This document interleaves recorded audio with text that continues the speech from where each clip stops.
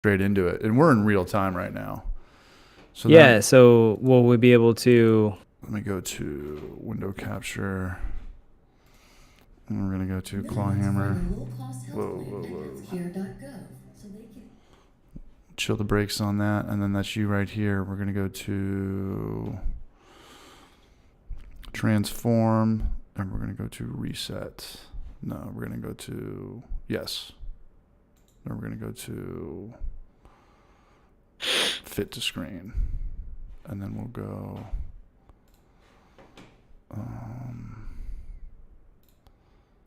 full screen, and then should be okay with that. Hey, man. I think. Whatever you say, bud. Yeah. Do you have YouTube pulled up? No, not yet. Well, let's see here. I do, but I got distracted by our analytics. So, give that a second here, man.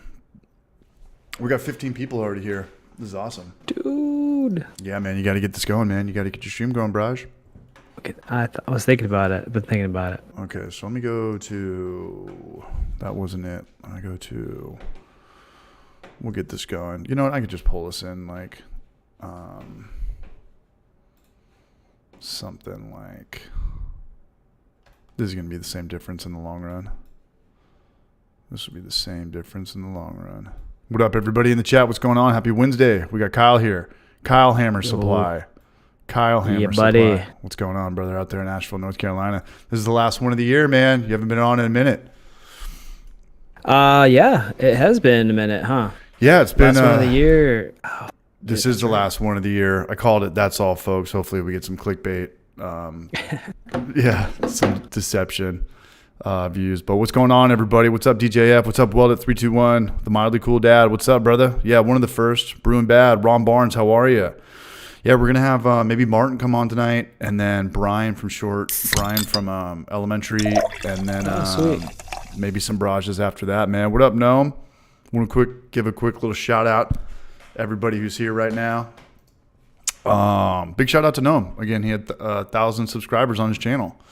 So round of applause on that one. Sweet. Yeah, and much love to all the super chatters last week. You guys are paying for my upcoming penis reduction surgery. Much love. 8-Man Brewing. He changed his name up a little bit. CH's mom. That's got to be Chris Radiation because he always tips $10.69. Much love to you guys. T-Man, Brewing Bad, he's in here right now. Another Tennessee Barrage. And then short-circuited Brian was in here. You talked to Brian lately? I haven't, man. It's been a while. He got shoulder surgery. Okay, so, yeah. I mean, he was like MIA for a minute there, and I just saw that he had a video just today. I think I saw it. I haven't watched it. He did a short pretty much just saying that he was coming back. Is that what you're talking about? Yeah. Something I don't know. I didn't see it. I just saw like the thumbnail. I didn't have time to watch it because I had a really busy day. But I'd noticed that he was back and he's been MIA for a minute. But yeah, man, I hope he's recovering. Yeah, I think it was 10 months out of the game. So if he's listening, shout out to Brian. When the time has come, we'll get you back on here, man. It was always fun when he came on here. He would drink margaritas before he'd come on, and then we'd drink 6 IPAs. Back off, seriously. Hope everyone's good. The weather's been crazy. Is it snowing out in Nashville? Nah, dude, it's been like really cold, but today was nice, man. It was like 50 degrees, something like that. 40, 45 maybe. Did it get down to 0 like how it did in Knoxville? Yeah. We're like the city's on. We're like we have a water shortage right now. It's not necessarily a water shortage. I think it's like the water like treatment plant at the exit. It's like so screwed. I don't know, man. Something's going on there. Yeah, we like some people don't have water right now. Damn, there's a lot going on right now. Yup, lots of things, man. Yeah, I was talking with Gnome and all y'all earlier. The weather screwed up a lot of flights right now. Everyone's canceling on their flights and stuff like that. Oh, yeah. Yeah, what up, Cable Hogan? What's up, Raj? Patrick Sandy in here. Arno, how are you? Hey, I want to give a big shout out. I have this written down. Blackwood Sweet. Brews. He's got a YouTube channel, and I will throw his channel in the chat here in a second. I just wanted to give a shout out to him because he's always in here showing love. Cheers, Blackwood. And he's got a YouTube channel with like 5 or 10 videos on there. He's got some content up. And Sweet. Filming brew days is a lot of work. Peter's coming out here. Gina's Peter in mid-January. My sister's coming. He's coming out. That. I asked him, I was like, or what's up with this race, man? He's running like 50 miles. He said, I've trained once and it made me gain 5 pounds. And I was like, yeah, I don't know if you're going to do this race, man. 50-mile race. Yeah, it's like an ultra marathon. Sounds a little aggressive, dude. Yeah. And it's pretty sketchy in Knoxville right now. Driving on the roads, and some of the roads are black ice, and I don't know what his game plan is, but he's coming out here. And if anybody's got any questions, as always, throw them in the chat. If me and Kyle are doing a rant, talking about some locker room talk, someone will get to you. And don't ask us. We know nothing about brewing, man. Cheers, Jerry. What's up, man?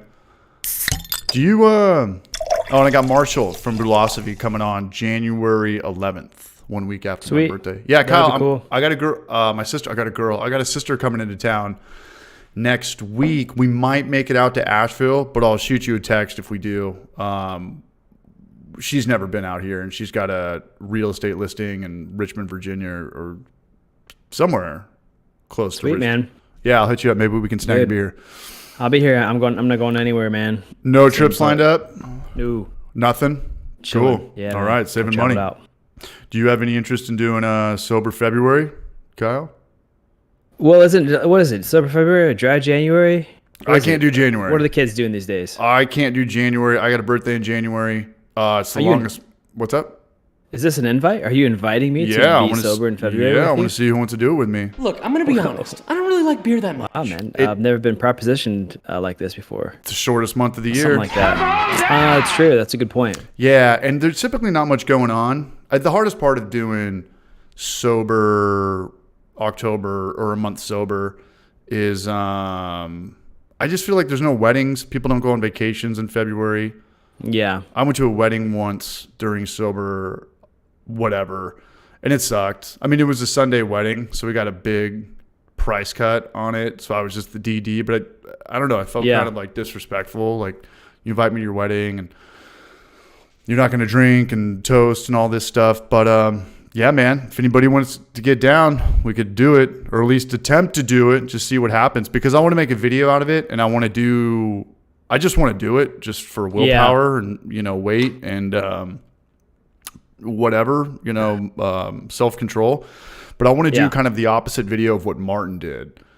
Martin did that video, like, if I drink beer every day. Every day, yeah. Yeah, I want to flip the script and see, like, what happens. And then, write some jokes from hanging out in the park. Like, what are all those memes? Escobar, what was the show? Narcos. He's just, like, sitting in a swing by himself. Like, doesn't know what to do with his life. Just shit like that. I want to see how and just how much money can you save, snowballed into the 100-day push-up challenge for a month or something. You save up, I don't know, you save up $2,500 or whatever. I don't know, but you think we can do that? There's a couple guys in here.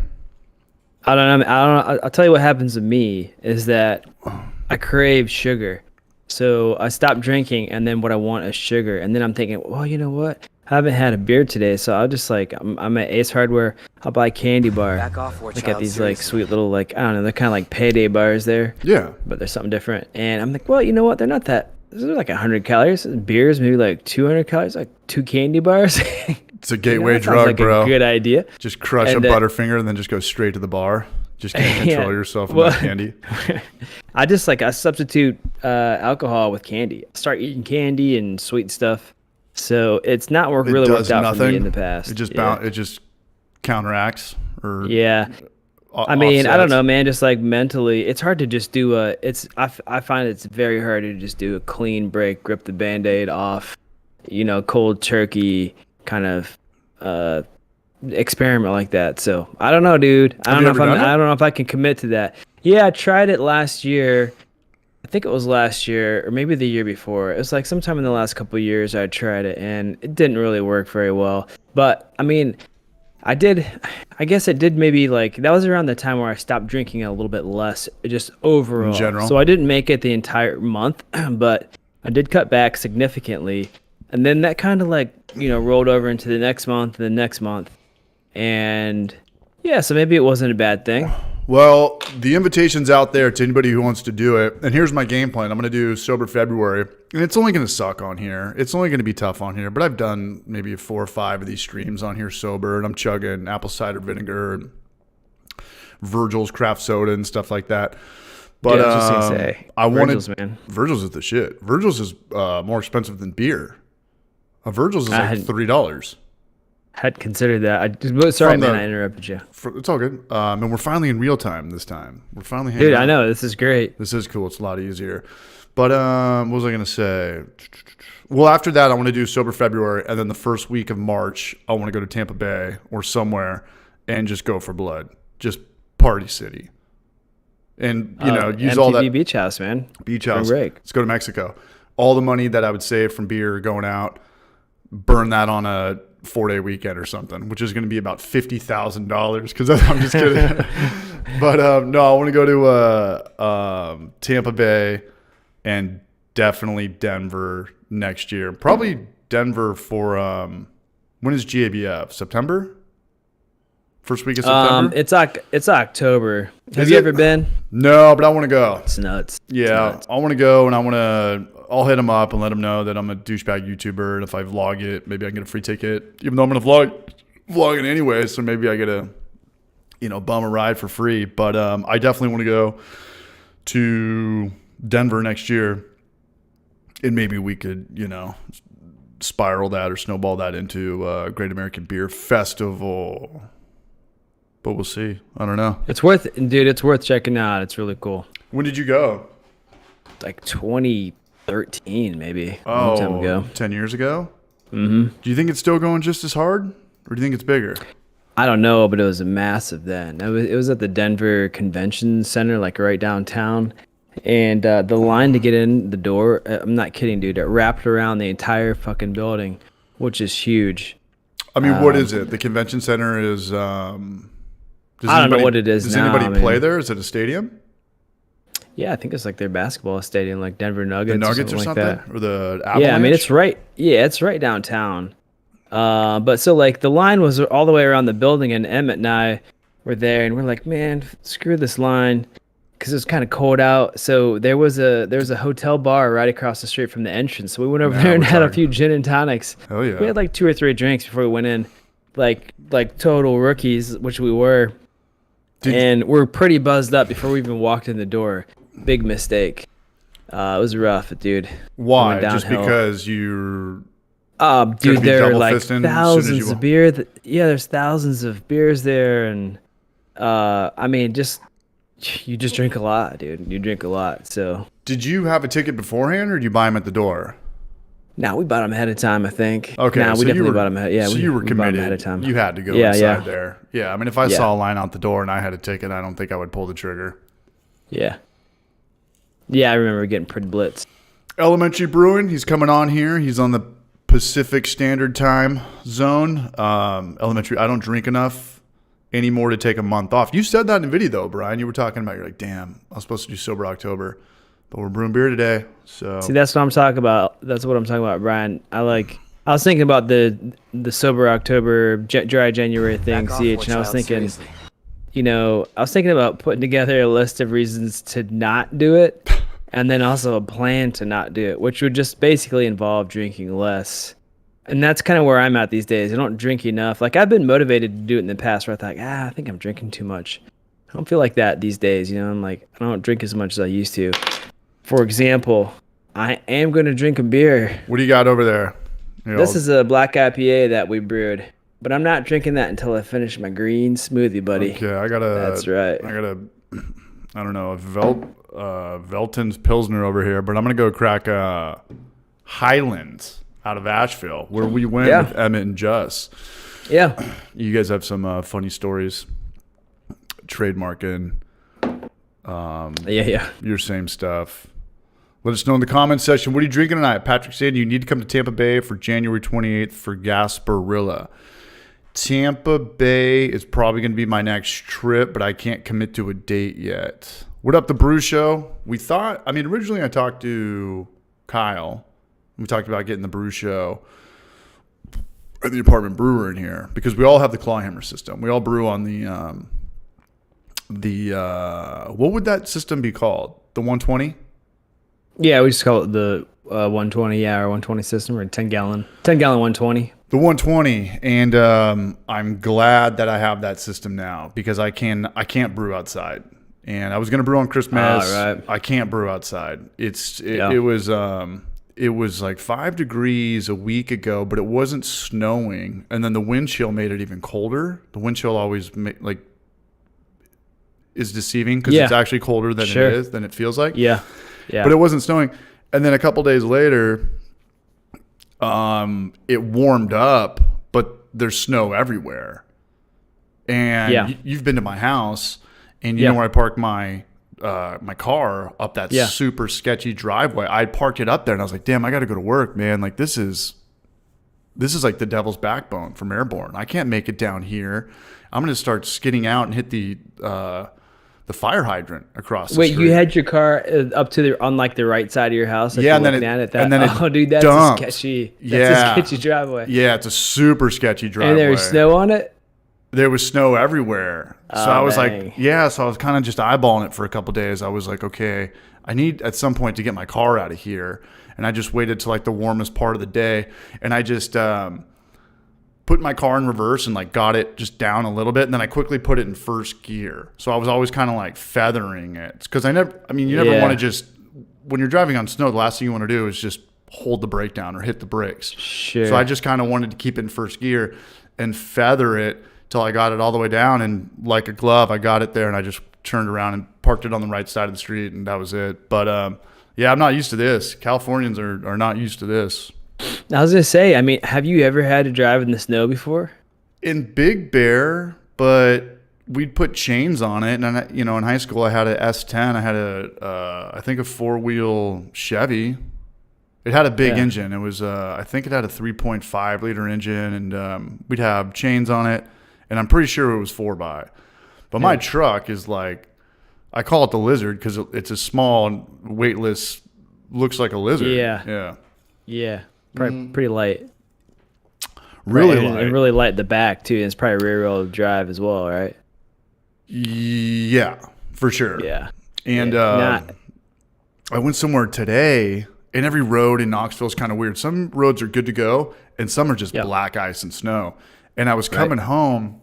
I just went out to get pizza. I went to Knockout Pizza. And I was coming back this one way. And I was going downhill. And it was just black ice. And I was like, shit, man. And and all these cars were taking their sweet-ass time. And no one was honking. It was like, okay, you go first. Like, all right, it's my turn. And you can't really turn around. You're already kind of going downhill. And there's cars on the left and on the right. Like, I'm not going to go 3-point park and come back out. That's going to make it even worse. So I was like, the last thing I want to do today is hit the brakes, and there's a car on my right and there's a trench on the left, and I was like, you know what, let's just put it in reverse and just like coast down this thing. And I did feel my car slide a little bit, but I had enough room where I wasn't going to hit anything and crash into the trench. And now we're here. We're drinking beers on the internet, man. What up, Metal Memory? Made it. We're living to tell about it, man. Kyle, do you have any goals for 2023? None, man. Zero. Bullshit. What do you got going on? What's going on in the chat? To everybody in the chat, what's going on? What's your 2023 goals? 2023 goals. At this point, I'm just trying to stay alive, man. It's working out all right. Lose weight. Stay alive. Put on weight. Man, dude. I mean, I always have the same fitness goal, is just try to always be as fit as possible all the time. I go to the gym almost every day, like 5 days a week. I didn't know Typically, that. I take the weekends off, but a lot of times, dude, I'll go for a run on the weekends. So, I mean, I got that on lock. I'm just trying to, maintain that, I guess. What about YouTube or the brand? Yeah, YouTube, business wise. I mean, we're gonna make some new products this year, and it's business is always the same goal. It's just like grow, keep the business moving in the right direction, and also, make it. I mean, we're always trying to make things. We're always trying to simplify things as well to make it less work, I guess. So, like, ideally, the business would just run itself, which, of course, it's like not the case. It's very hard to get that to happen, but that's what we strive for. But as far as numbers or just having a metric, do you do any pen to paper Like I've got some stuff written down. I always have stuff written down, and I never hit my goals, but it's just kind of a good mental slap in the face just to look at something. I want to do 15 batches of beer, 15 brew days, which is not difficult. That's once a month, maybe twice a month. 30 homebrew for life videos. I want to buy a house. That's goal number 1. 50,000 subscribers would be cool. If not, either way, I'm still putting out content. Buy a house, turn it into the Clawhammer supply of Knoxville. Go on 4 vacations. Tampa Bay and Denver. And I got to go back to Prague. The guy I went to Prague with, who makes a ton of money in LA, sold his house and he's moving there in a week. And he's going to go teach English. To Prague? Yeah, he's going to move to Prague for 60 days and then figure it out from there. So I got to go visit him. So he's going over there, with $500,000. No girlfriend, no kids. Good looking dude, got some game. 38 years old, going to go move to Prague. God bless him. I know. He's like, dude, I'm so terrified. I don't know if I can do this. I'm like, every single person would want to be in your shoes right now, man. Like, shut the hell up. I don't know if you can't do that. Yeah. You have to do that. Nick Kender, I'm definitely making more YouTube videos. And I was going to brew on Thursday. I was going to brew on Christmas. Christmas was what, Sunday? And then I got scared. I was going to do a thin mint beer. And I was looking at my last batch of beer. And there's still like 2 gallons left. And I was like, you know what? I just got to do a dark lager. Because I can't drink niche beers. I can't have 5 gallons by myself. I have nobody to give them to. I mean, I do have people, but I'm not going to, fill up growlers and deliver them and try to collect all these bottles all over town. So I'm going to just do a dark lager, and I'm going to do a split batch. I'll make a video out of it.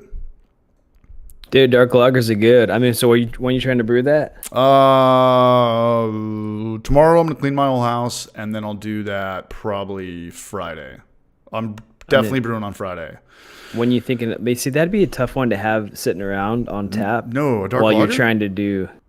Yeah, it'd be a tough one for me if I was trying to do like a sober February, to have like half a batch of dark lager just sitting there. Like, ooh, I'd want to be drinking that. Yeah, and the thing about dark lager is it's great year round, day or night. Yeah. It's like the most universal beer. It's probably the most universal beer. You're not going to drink a bunch of Mexican Pilsner when you go out at 8 o'clock on a day. I mean, you might, but dark lagers, it's got that. I mean, it's a lager, but it's got that kind of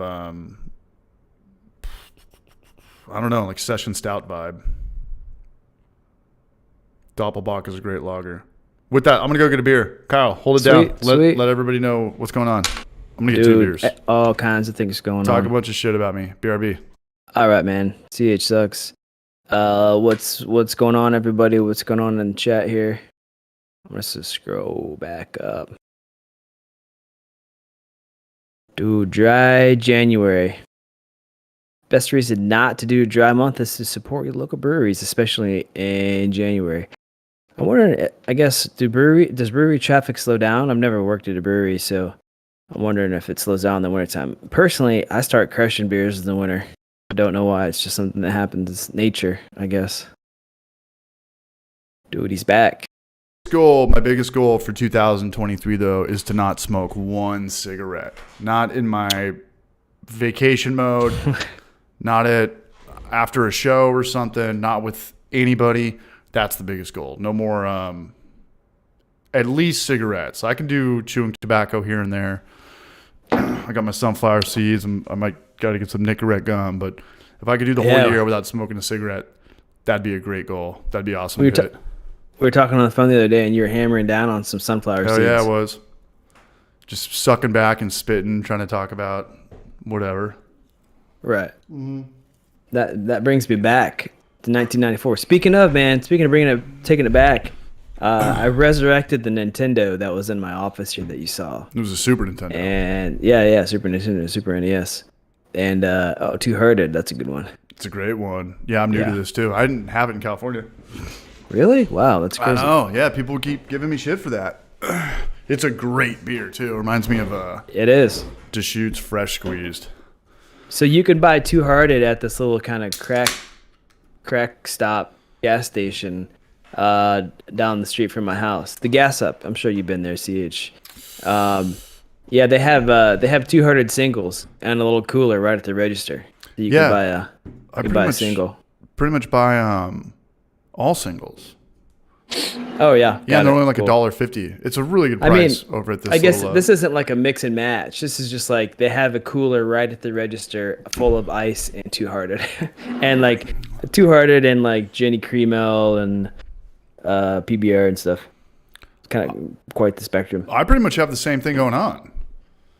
I actually have a couple of PBRs that I picked up earlier. Yeah, just in case really in your refrigerator. Yeah. In case we got to do an NBC or something. What up, Chris Radiation? Goose Fraba. Drinking a pickle beer. Noam was drinking pickle beers earlier.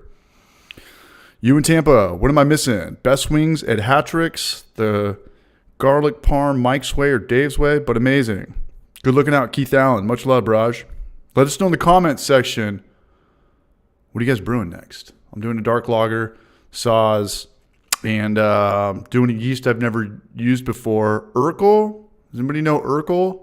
Urkel. Steve Urkel? I bought it, and then I sent a picture to Noam. He was like, it expired. I was like, fuck. I'm not going to go back and ask him for like half off. That lavender beer was rough. It worked out. It turned out. But we did 2 versions of a lavender beer. An IPA, Torts, and a Saison. IPA is actually still on tap. It's finally mellowed out to the point that it's like palatable. I think next up, CH, I've been like, when I get the time. Yeah, when's our next video? I don't know, man. When I get the time, the next beer I'm gonna brew is marshmallow, like Imperial Marshmallow Stout, super high ABV, a lot of marshmallows. Do you actually use marshmallows, or do you use pastries and vanilla extract or vanilla bean? So I probably will like use some marshmallows, but then maybe throw some extra stuff in there as well.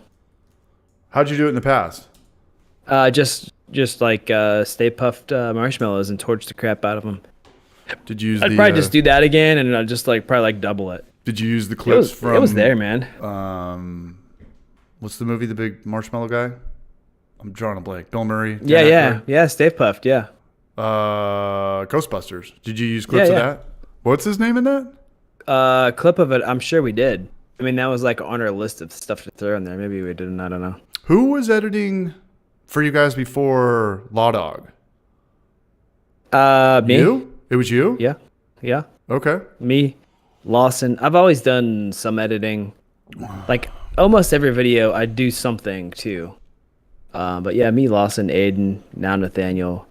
We've kind of, I probably need to do an update, man, and tell people what's going on, because like Lawson, he wanted to work remote. Like I might have even talked about this on here. He wanted to work remote, and I was like, we need to film, so I kind of need you around. Then he got a really good remote job offer, so I think we talked about this. I don't blame him, but yeah, like we were already like in the process of making changes to how we do videos. Yeah. It just takes us too long, man. It's just like too much effort. So, we were already in process of like changing how we shoot the videos.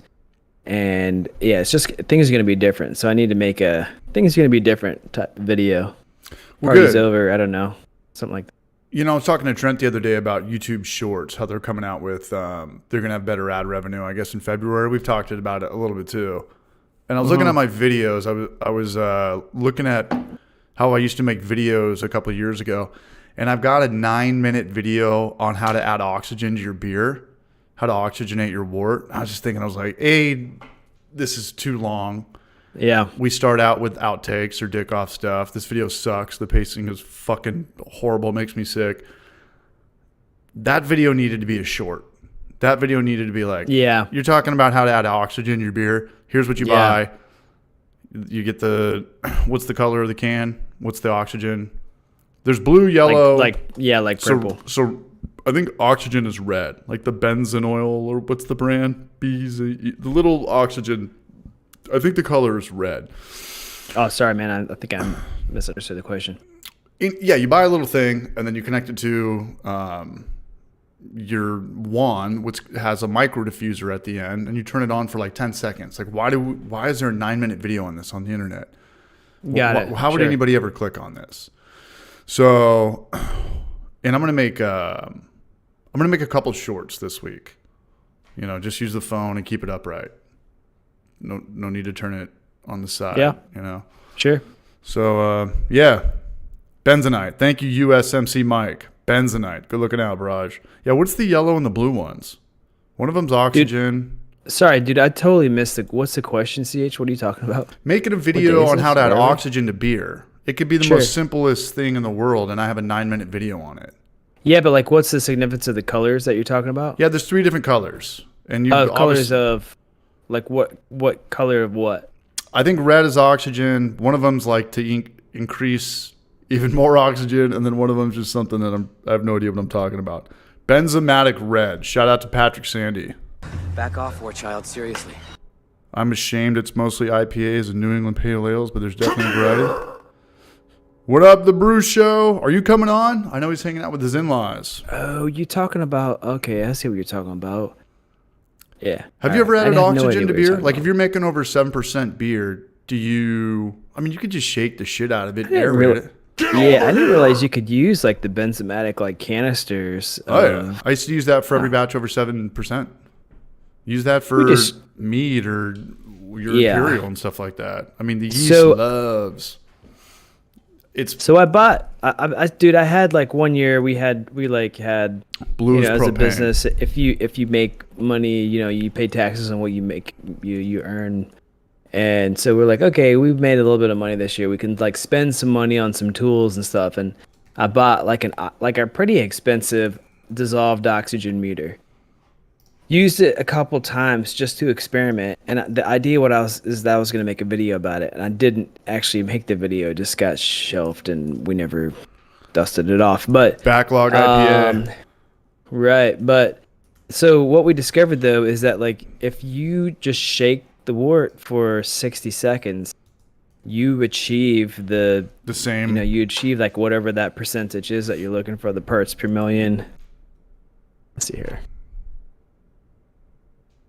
That's definitely an advantage home brewers have over commercial brewers. Commercial brewers can't just shake their fermenters up. Yeah, right. So yeah, you're looking for like 10 parts per million at the start of fermentation. Correct me if I'm wrong. Yeah, just to get peace of mind, seeing it going faster. I mean, that was kind of the name of the game back in the day. It was like, we're going to put the airlock on and then just pray that there's activity going on in the morning. And then like after the first 1 or 2 times that doesn't happen, we're going to yeast starters, we're going to oxygen. But I do not like this feeling. This has to be fermenting in the morning. Like however the faster I could get to show it activity, hopefully this is like within a couple hours or whatever. Sure. But I'm just saying 2-3 years ago, that could be a video how to add oxygen to beer. But nowadays, as time progresses, I think it's getting harder and harder to keep people's attention. Like that has to be a short, or if it's not a short, maybe a 3-minute YouTube video. Yeah. Talk about the price, the do's, the don'ts, where to get it. Right. The wand, Anvil has one. You can make your own. Those are the diffusers you could buy. I mean, you sent me a couple diffusers. I kind of get you. Yeah, I did. I sent you a diffusion stone. Yeah, you're not supposed to put your... And you could use that for, you could totally just like throw wort in that keg and put some oxygen on that tap and oxygenate your wort. Right. Just toss it in there, oxygenate it, and that's one of the potential use cases for that. Another one would be like a nitro for nitro beer. Word. Ricky Nielsen, he's got the right idea. Yeah, I mean, it's a homebrew fermenter. You could pick it up and just shake the shit out of it. Mm-hmm. That's when oxygen's good. Pre-fermentation. Macho Man IPA. Duly noted. Hey, you want to hear a funny story? Sure. I got one of my shitty food videos getting some shine on YouTube right now. Oh, really? Yeah. How so? Beer can chicken oven, just from searchable content. Clear your cache and your cookies and type it in. I think I showed up number 1. It's got to be oven though. It's not barbecue or whatever, however grill or however else they're doing it these days. Thought that was kind of cool. And I did find an awesome new homebrew store in West Knoxville. And they said I could film there as long as I didn't showcase their distilling stuff. I'm sorry, their essential oils machines. Oh, really? I'm wondering if they're not actually allowed to have that in the store. They definitely have a lot. They definitely have a whole aisle with 8-foot stills. Yeah. Beer can chicken oven. Homebrew for life. You see that? Roasted. Yeah. So what happened, man? Did you change the thumbnail and that's what happened? It might be a seasonal thing. Maybe people were trying to do that just for Christmas or something. Yeah. But it's all YouTube search traffic, which means you're getting no subscribers. Maybe. I don't know. But it's all YouTube search stuff. But it was cool. I looked at my analytics one day. I was like, your number one video today was beer can chicken. I was just like, yes! My shitty cooking videos. Wait, you get two. I had seen two Homebrew for life. Beer can chicken. Yeah, you might have to delete your... Here, clear your cache. Let me open up Firefox for this one. No, like it says beer can chicken oven roasted, and then that's like got like 7,000 views. That's the then one. There's how to make. Then there's how to make cook beer can chicken oven 18,000 views. Is that the one with the Sierra Nevada? Yeah. Yeah, that was my first video I ever made. But Sweet. maybe top 5. Yeah, I thought that was pretty funny though. Do you have any food videos that got some shine? Not really, man. You don't have too many food videos, but I've seen your sous vide steak video. Where you guys both were kind of actually in awe of how good it was, you and Emmett. Dude, yeah, it was incredible. But then you tried it again and it said it tasted like shit. Yeah, the second time I tried it, it didn't turn out as well. I'm not really sure what the difference was. And then my wife wanted me to cook our turkey for Thanksgiving sous vide. And I was like, yes, I can do that. I'm going to cook a whole fucking turkey how do you do in that? our brew system. Put it in a dude's vacuum seal the thing and put it in my brew system. Where do you get the... Just like we did the steak. Okay. Where do you... damn, how long would that take? 10 hours? Where do you get the what? How the paper to seal it, to put a whole turkey in there. Oh, I mean, I have a vacuum sealer that, you just like... There's a couple ways you can do it, but you can get vacuum seal bags that are big enough to do it. Damn. I think the best way to do it is actually like to cut the legs off and kind of cook it into like several different pieces. That's what I would think, yeah. Or just take all the meat that you're actually going to eat and then put it in a bag. Yeah, so, well, yeah, you can do it and like cut it up and make it look real nice. But yeah, so she chickened out at the last minute and wouldn't let me do it, which I was kind of bummed about because I was like, this is going to be sweet. You ever done a trash can turkey? No. Roswell's. Like deep fry? I have a YouTube video on it. I think that was like one of the videos that cost me $500 to make, and it got like 1.5 thousand views. But yeah, I mean, it was phenomenal. So you get a turkey, call it 15 pounds, and you want to get a metal trash can. So I bought one from Home Depot, and I just had a big bonfire in it because they've got all that weird shit that they put on that coating for the trash can. So you want to burn all that shit out, all the toxins, all the paint, whatever they give it to shine it's like, or whatever. Like zinc or whatever. Yeah, vaporize the zinc. Yeah, so you want to just throw a bunch of. I was working construction at the time, so we just did a big demo day, and I just took a bunch of 2x or anything that wasn't pressure treated or plywood, and I just had a big bonfire. So what do? Is you hit a stake in the ground, like if you're going to pour concrete, just get a stake, and you take your bird. Actually, you get maybe like an onion or a big piece of citrus, and you put it on top of the stake, so your bird has something to sit on. Then you take the bird, you put it on top of that, hit it with all your seasonings, whatever you want to do, and then I think we laid a bunch of tin foil down. That's kind of optional, and then you put your trash can upside down on top of the bird. So just kind of like a teepee, like a upside down cone, like a cup, putting it on, a little ball or something. And then however many pounds your bird is, get that going in coals. So we had a 20-pound bag of coals, put it in my fire pit, heat those up, and you put the coals on top of the trash can, and all around it. And when the coals burn out, your turkey's done, and it works, and it's delicious. Yeah, it's like pressure cooker, reverse smoker. I don't know, but it worked. I did it one time, and we nailed it. It was phenomenal. Okay. Mm-hmm. And you cooked it. I'll send you the video. I got a YouTube video on it, man.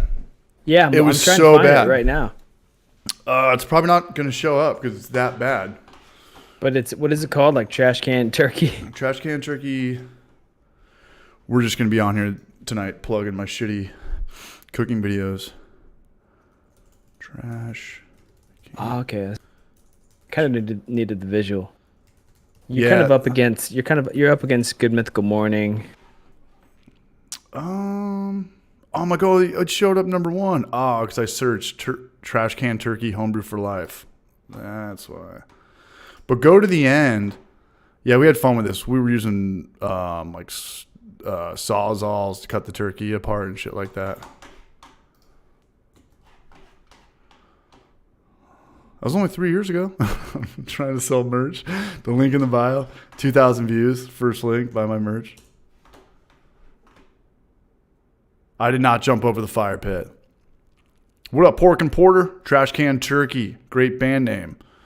Short Ribs Never Say Die. I'm due for a short rib video. Here's the bra show right here. Trying to figure out the internet and my in-laws. It's trash. All good, brew show. Enjoy time with your in-laws, man. Broswells, what's up, dog? Are you watching it, Kyle? Yeah, you got a league of their own cutaway here. I'm just stuck on the cutaways. I don't know. All the meme shit. Yeah. Yeah, good yeah, Mythical Morning I get it, though. 5 million views. Yeah, I get it. Yeah, do it that way. And you're not outside the trash can, you know, unless you have one. But all I had at that house, I think, was plastic trash cans. And dude, it looks really good. I mean, it looks like phenomenal. It turned out great. So it says in the title about 90 minutes.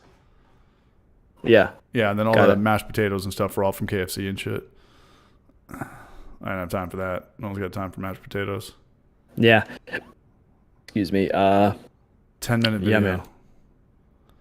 Yeah, and then I just plug a bunch of dumb shit at the end, which totally screws up the whole algorithm. But that was the good old days. Dude, I was just gonna say, them were the days, man. Those were the days, man. 2.2 thousand views, and that cost me $500 to make.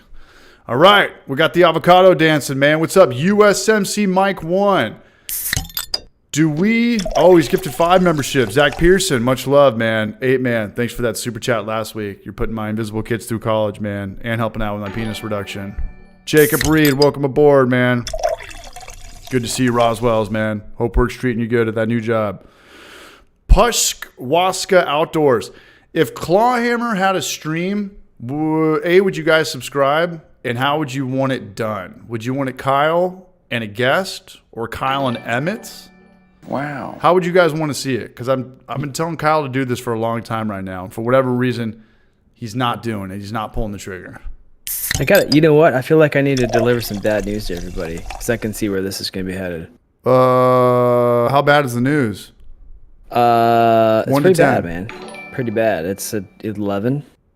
Okay. Ross has left the building. He has moved. He's moved from Asheville, North Carolina, to Fort Collins, Colorado. He is out. Well, we will see him if we make it to Denver, because I know Colorado, all those Boulder, Denver, Fort Collins cities are close by, so that would be cool. Look, I'm gonna be honest. I don't really like Yeah, beer that man. much. Yeah, he'd probably come down for it as well. I mean, he definitely would.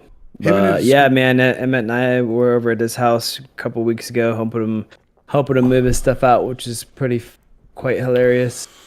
Ross, Ross, he's got a bunch of rubber chickens and giant Corona I don't bottles. really like yeah, beer that exactly. He's just got he's got some, some as you can chingazos. imagine. Yeah. Got some funny stuff in his house. I don't think Cool anyone's stuff. going to ever replace Roscoe.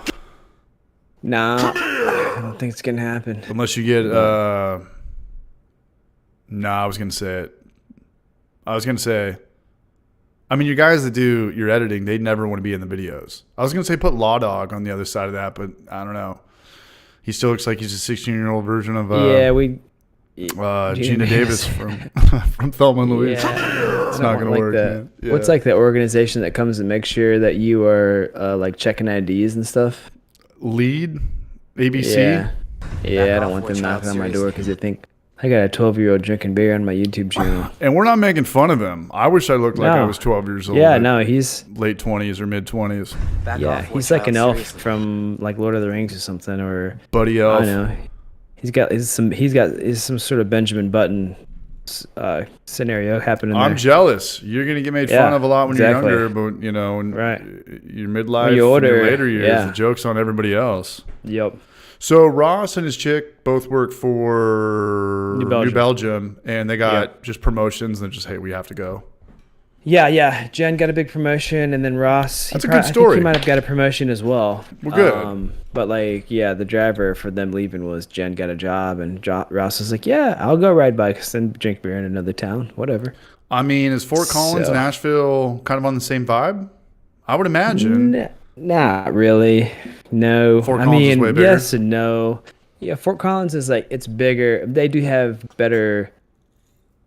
I mean, it's definitely a nicer city, but it's less like there's less music there. There's like the food's not as good. The art, music, like the culture scene is not. I don't think is good. But they do have New Belgium. I don't think the beer is even as good if you just, on the whole, I feel like we have it better here. But Yeah. I just can't deal with the climate out there, It's like too I cold. prefer it here for sure. Yeah, Asheville shreds. I'm going to make a video on my top favorite beer cities. I have to put Asheville number one. But I haven't drunken beer in Colorado yet. But if I do go to Colorado, it's not going to be Fort Collins.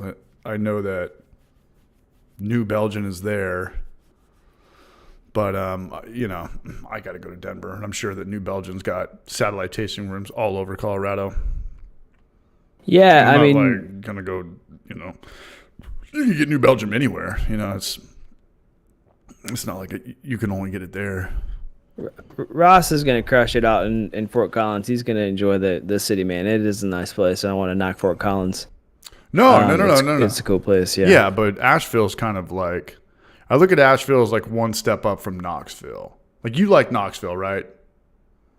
Oh yeah, I thought Knoxville was sweet. Knoxville was sweet, but before that, you were like, damn, I haven't been here in a long time. You're like, I wasn't ready for this. We went to Highwire, we went to Alliance, we saw, I don't know, just some old deserted, like, I don't know, where'd we go? Oh, we just walked the back road where the abandoned train. Oh sure, yeah. The train tracks were, and a train came by there 2 weeks ago. People do. Oh really? Yeah, people do. That doesn't happen The generally. Phantom train, bro. The ghost train. Huh. Yeah, so we do. Highwire does makers market stuff, and people set up their tents sometimes very close or even on those trains because it's a very popular makers market in town. And that Jeez. train comes by, a couple times a year, and nobody knows, man. It's the ghost train. Oh, we got the homebrew challenge in here. Where's Martin in here? What's up, Martin? Martin. Okay. The homebrew challenge. Let's go ahead and add him. Special guest coming in through the front door. The homebrew challenge. Let's see if we can do this first time around. Nope. Kyle, you still here? Yeah, man, I'm here. Can you hear me? Yeah. Can you see me? Yes. Let me kill you. Feel me? Let me kill it really quick, and let's go to. Okay, this should work right now. Give him a second. What a treat. We got Martin in the house. We've got a fellow clawhammer supplier. What clawhammer a treat. 120 volter. We should get matching tattoos. Members only jackets. Beat the shit out of each other. Jump ourselves in. What's up, Martin? How are you, man? Martin. There he is. We can see you. We can't hear you. Let me go this way.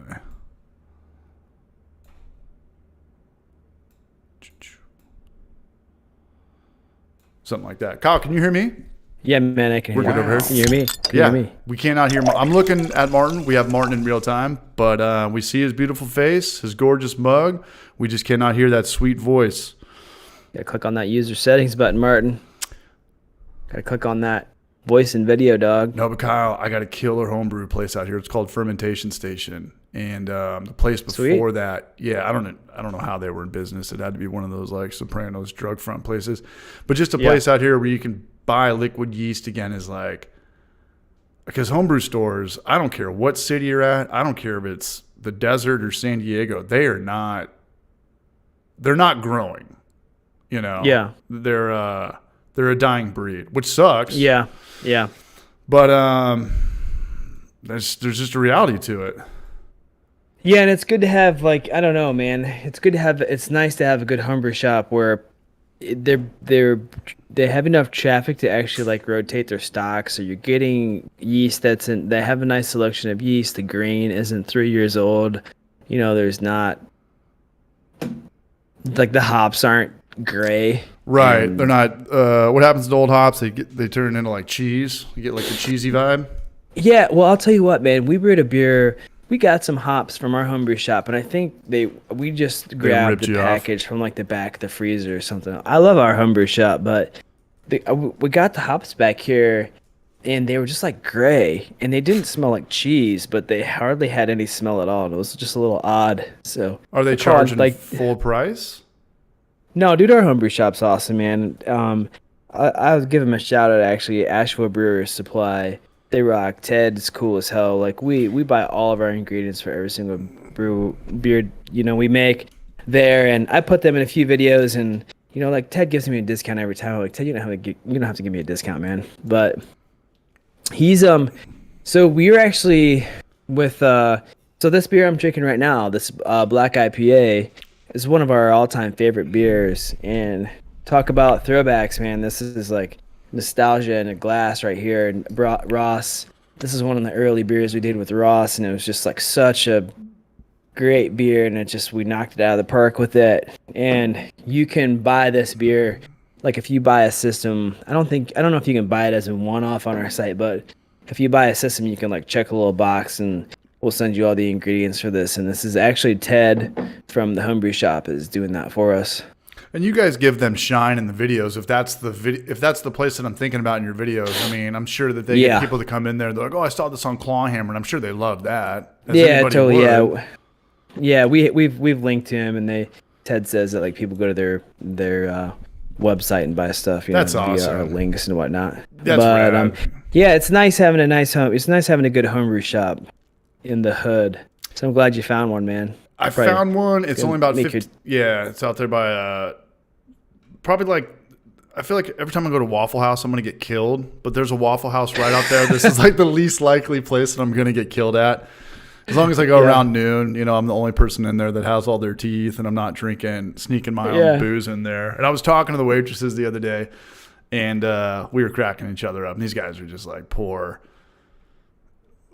like the lowest class of people, like you're literally missing, like you can get away with missing teeth, but if you're missing one of the front two buck ones, that should be your priority number one. Like before, like we got to get this tooth thing figured out before we go to the bar, or before we buy a new t-shirt, or before we go drop $80 on whatever. We got to get it. Like you can get away with any other tooth, like even the one like one more over. Sure. Like you can get away with that, but if you're missing that one, your front left or your front right, those are like the windows to your face. And I don't think these people. Can you guys hear me now? Yeah, there he is. Hey now. All right, there he is. Martin, how are you, brother? You're talking about missing teeth, so I thought it's time the brick came on. Yeah, no, I've got a good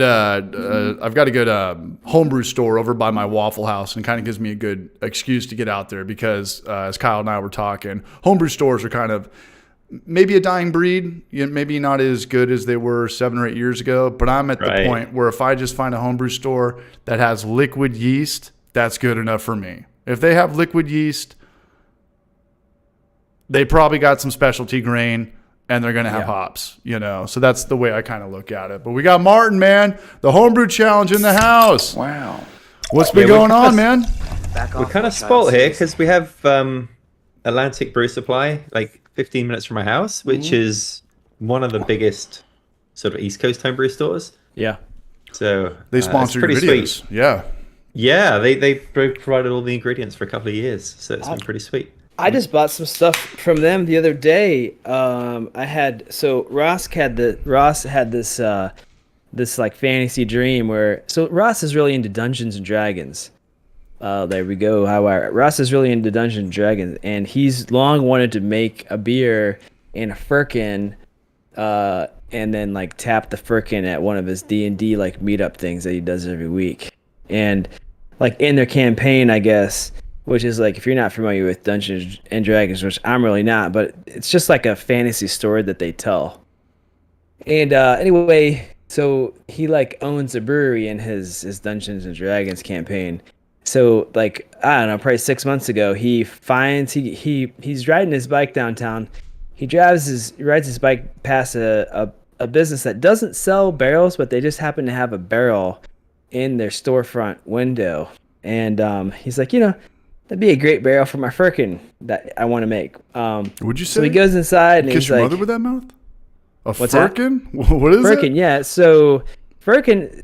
So I just assumed that it was a barrel, like it's like a cask beer barrel essentially that you tap. You take it. You have a tap and you like hammer it tap into the front of it, and turns out like that is what a firkin is, but like a firkin is a very specific size and style of a barrel, right? So what Ross bought was a whiskey barrel, not a firkin. And so Martin, you missed this, but Ross moved to Colorado just recently. Oh, wow. And, yeah.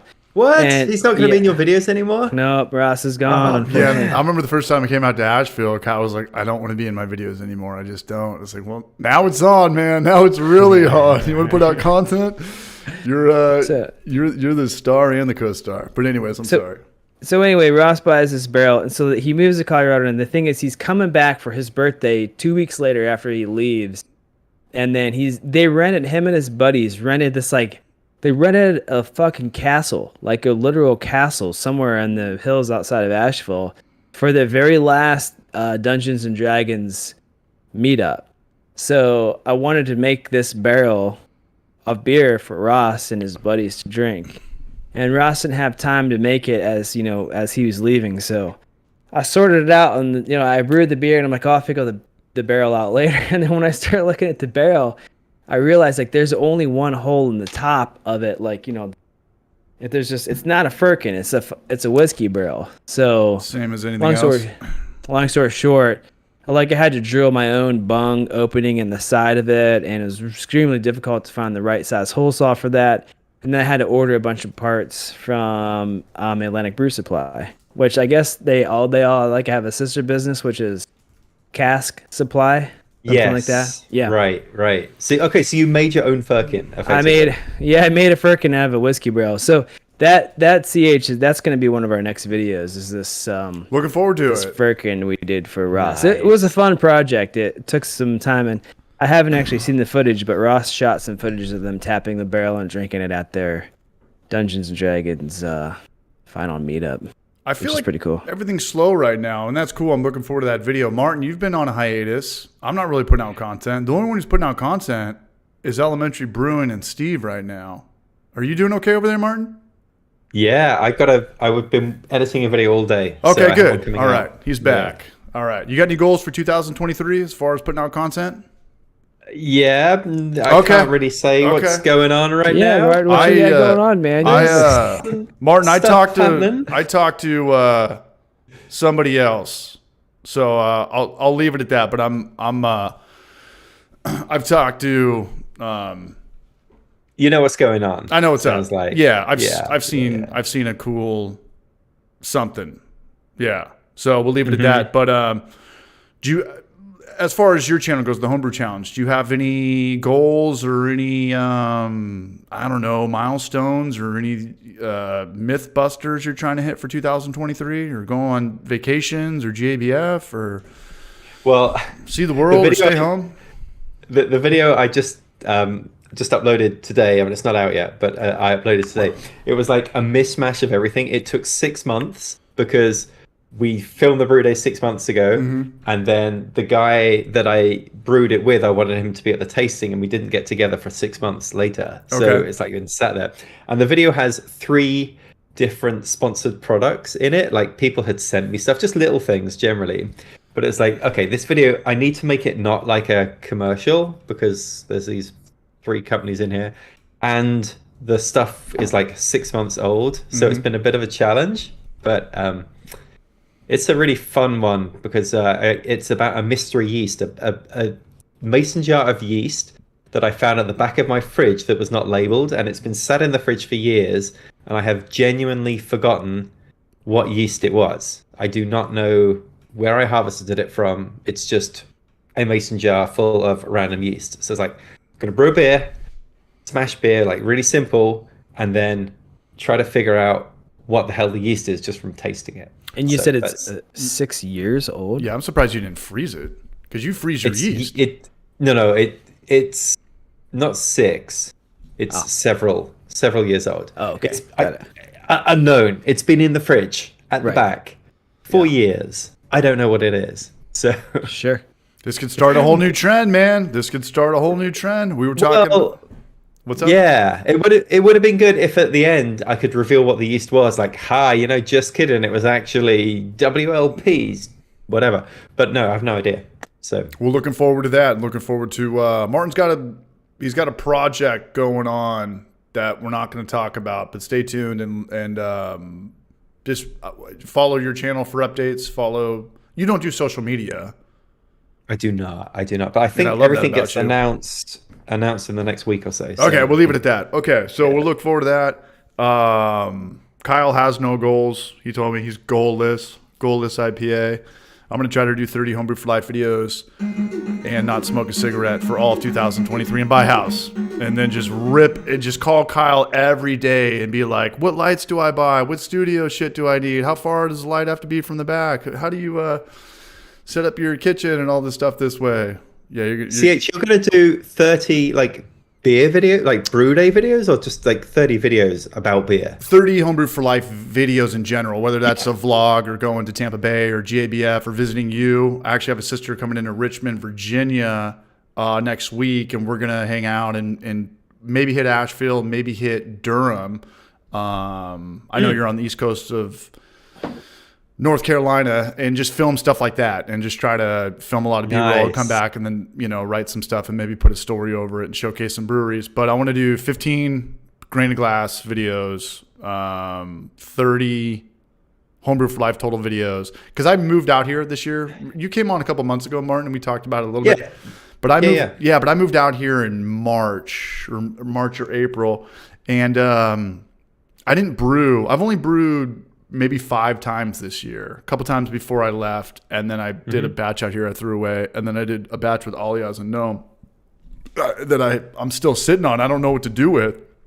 I get your whole your philosophy. You do 3-gallon batches or 2.5-gallon batches? 3 3-gallon batches, yeah. Because I've been sitting on. We did a 5-gallon hazy IPA, lactose, sweet orange peel, hazy. And it's a delicious beer, but it's like you just get burned out. In San Diego, I could have all the idiots over and we could drink that beer in one day. But out here, it's like it's like a commitment. You got 5 gallons, and like that's up to you. So I only brewed about 5 gallons a batch, or five batches this year. But next year, I want to do at least 15. But I got to figure out a better format. Either I do 3-gallon batches, or I just start dropping beer off at the bread line, the local soup kitchen, which is probably the worst idea because those guys are probably trying to get sober. But I don't know. I don't know how to turn over homebrew, and I never thought I would have this problem. So one thing you might want to think about, because I've just started to get into this, and I've even moved from 3 gallons to 5 gallons now because of it. Back. It is canning the beers, and then I have these things called whale pod shippers. Okay. Where you can ship cans of beer in USPS priority mail boxes, so it's pretty inexpensive to send them because those are they don't care how much weight are in those things. Okay. And you can fit 8 cans in a medium priority mail shipping box. Like Tallboy cans? 12 or 16 ounce either. And then ship them out for like $15-17 or something. So I've been doing that with some of the beers now and just sending them out that way. Shipping is expensive. I like the idea of that. And while we're on the subject, I'm using Canva right now to look at my thumbnails, to work on my YouTube thumbnails, but you can also play around with beer labels for anybody who wants to can or put labels on their cans. On Canva? Yeah. So, oh, nice. No, it's great. It's super great. Kyle was trolling me the other day. I was showing him my new thumbnail for a video, and he said that looks like a makeup product. And I was like, yeah, he's kind of right. Maybe I'm going to go back to the drawing board on this one. But it's $12 a month. It's like pink and purple. Yeah, it's like a hot chick, like, oh my God, here we go. But the video is like the next craft beer trend or, what's the next hype beer. But it's $12 a month. Set up your free trial, make your labels, and then cancel before they charge you. So if you guys want to put labels like Apartment Steve did when he shipped beer out to me, check out canva.com. And I know that Brian uses that for his thumbnails, Elementary, and I know that Apartment Steve. I'm kind of connecting, right down here, Elementary. But it's a super good website. And not only if you don't want to use the template for whatever you're doing, it just gives you a visual. Like, oh, I like that. I like the color. I like the contrast. I like the depth of field. It just gives you a point of reference for just an idea. Yeah, super easy. I like it, but don't tell USPS. Daniel, the thing about shipping beer is you don't have to wait in line and give it to the people. I mean, they've got this self little kiosk thing where you don't have to deal with anybody. You guys know what I'm talking about? Yeah, Martin, are you still using the pull the thing down, the twisty cans? I tried to buy some of those and I couldn't. They just didn't seem to exist anymore. Oh, Look, no, they I'm gonna be renamed honest. them. I don't really like beer that something much. else. The shipping hack is to not get caught. That's true. Yeah, don't get busted. What do you tell them? It's olive oil, or you tell them it's samples of something. But just say print labels at home. Put it in the mailbox. No one, don't have to talk to anybody. I got a buddy who lives in Alaska who just got stationed out in Alaska. Is shipping to Hawaii and Alaska the same as the continental U.S., or is it more? Does anybody ever ship to Alaska or Hawaii?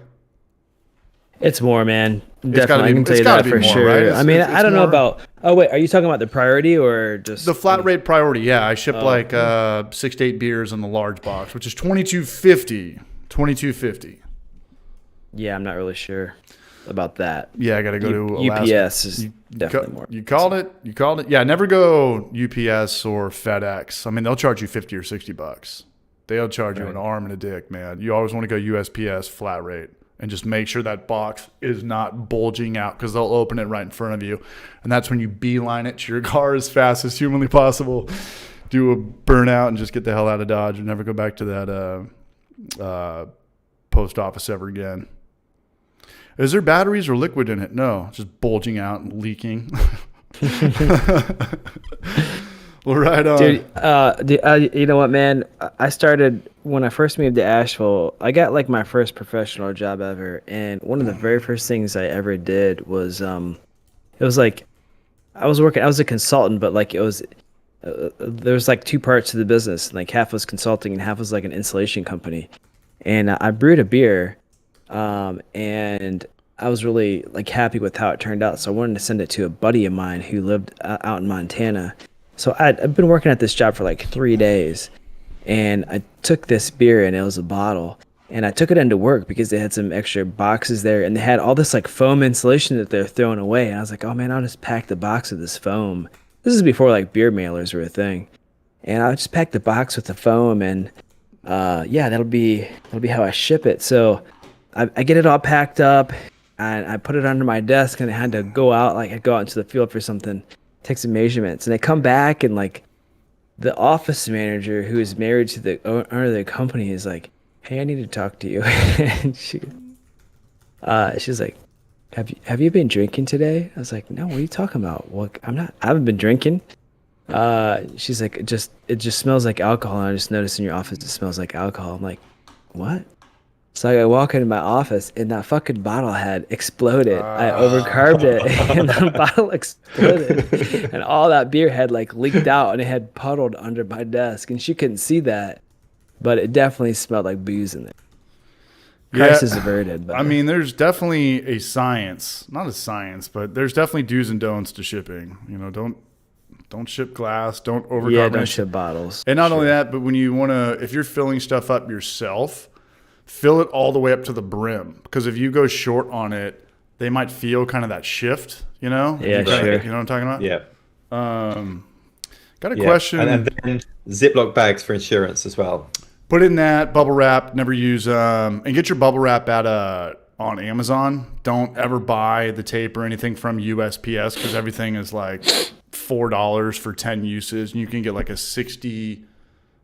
12 by 12, 60 sheets on Amazon for like $12. I actually just did that. I bought it because I'm shipping out some porch bombs to everybody this week.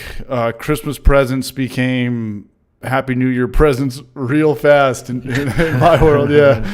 But they're still getting out there, and I do about, I don't know, maybe 6 to 8 16-ounce cans in the large flat rate box for $22.50. How to ship beer? I got a YouTube video on it. There's like 50,000 views. I mean, of course, it goes to moonshine and wine and stuff like that. Yeah, but don't ship glass.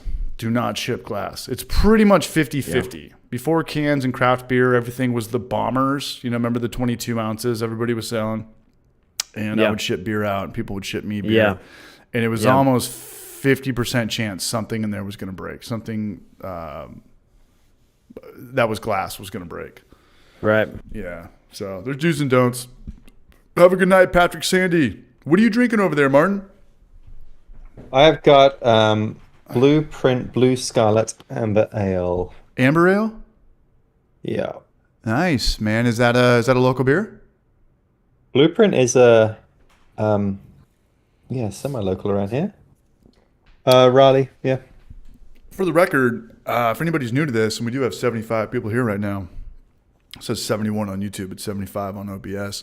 We got 2 North Carolina guys in the house, but they're on pretty much east and west coasts of each other. And then I'm probably a lot closer to Kyle than you are to Martin, right? Yeah. They're probably like 4 hours from Martin. Okay, yeah, we're about an hour and a half. So I'm on the east side of Tennessee, he's on the west side of North Carolina. So how far are you from the beach, Martin? 2.5 hours. Still, damn, okay. So yeah, North Carolina is wide. Same with Tennessee. 2.5 hours from where, Martin? Charleston or like? No, Wilmington. Oh, Wilmington. Got it. Yeah. I've never been there. Will says Blueprint beers are amazing. Are they known for their amber? Back off, child. Seriously. Not that I know of. This was a Christmas gift. So right on, man. Pick it up. But yeah, pretty good. Pretty good. Now, I was wondering, Martin, I was assuming you have like about 50 gallons of beer on tap. I was curious why you were drinking I can't drink 3 gallons. A store bought. I should be drinking it right now. No, I got a couple of fridges. One is now my bottle fridge and one is my can fridge. Yeah. Completely unnecessary, but they're both full now because everybody bought me beer. So, gotcha. Well, speaking of which, I'm going to go get a couple more beers. Nobody go anywhere. Yeah. Oh, no. Martin, what are you brewing next? Can you say? Yeah, no, probably not. Secret? But I'm trying to experiment with some beers using pretty unusual ingredients. Okay. So, you're just trying to think of the stupidest kind of stuff that you could do. Like, so what, Cheetos? Cheetos? Doritos? What kind of ingredients are we talking about? You did Hostess cupcakes? You did breakfast cereal, right? Yeah, we did. What did we use for that? Fruit Loops, I guess. Something like that. Tricks. I wanted to Lucky Charms. Lucky Charms is what we used. Lucky Charm. Okay, I wanted to try apple juice, not making cider, but actually making beer with apple juice. Like, yeah. Okay. Just skip some of the mash steps and try to use juice for that. Sure. Powerade as well would be kind of interesting. Okay, yeah. But we've been thinking about like a Gatorade thing for a minute. Yeah, yeah. Yeah. I think that would But be fun. I'm curious what the color would look like if you did like a lemon lime Gatorade or a Powerade. Like, would it be Right. blue? Would it be red? Would it be yellow or whatever? Or would the color fade? Yeah, You know, would the color just go away? Yeah, I did like.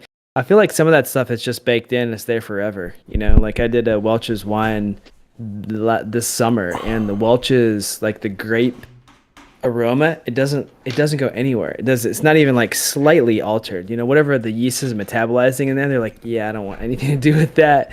So it's just there. You know, which is like one of the reasons why like Welch's wine isn't horrible. Confusing. Yeah.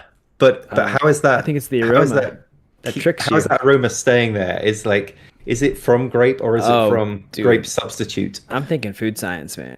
Yeah. Ooh, just shoot. Deschutes, or as I call it, Deschutes he scores. This is the Farm Stand Fresh Mango IPA. We'll call it 6.4, which is the perfect amount of ABV for an IPA or a hazy. Yeah. You guys are talking beers. What's the most you guys have ever? What's the most money you guys have ever spent on a beer?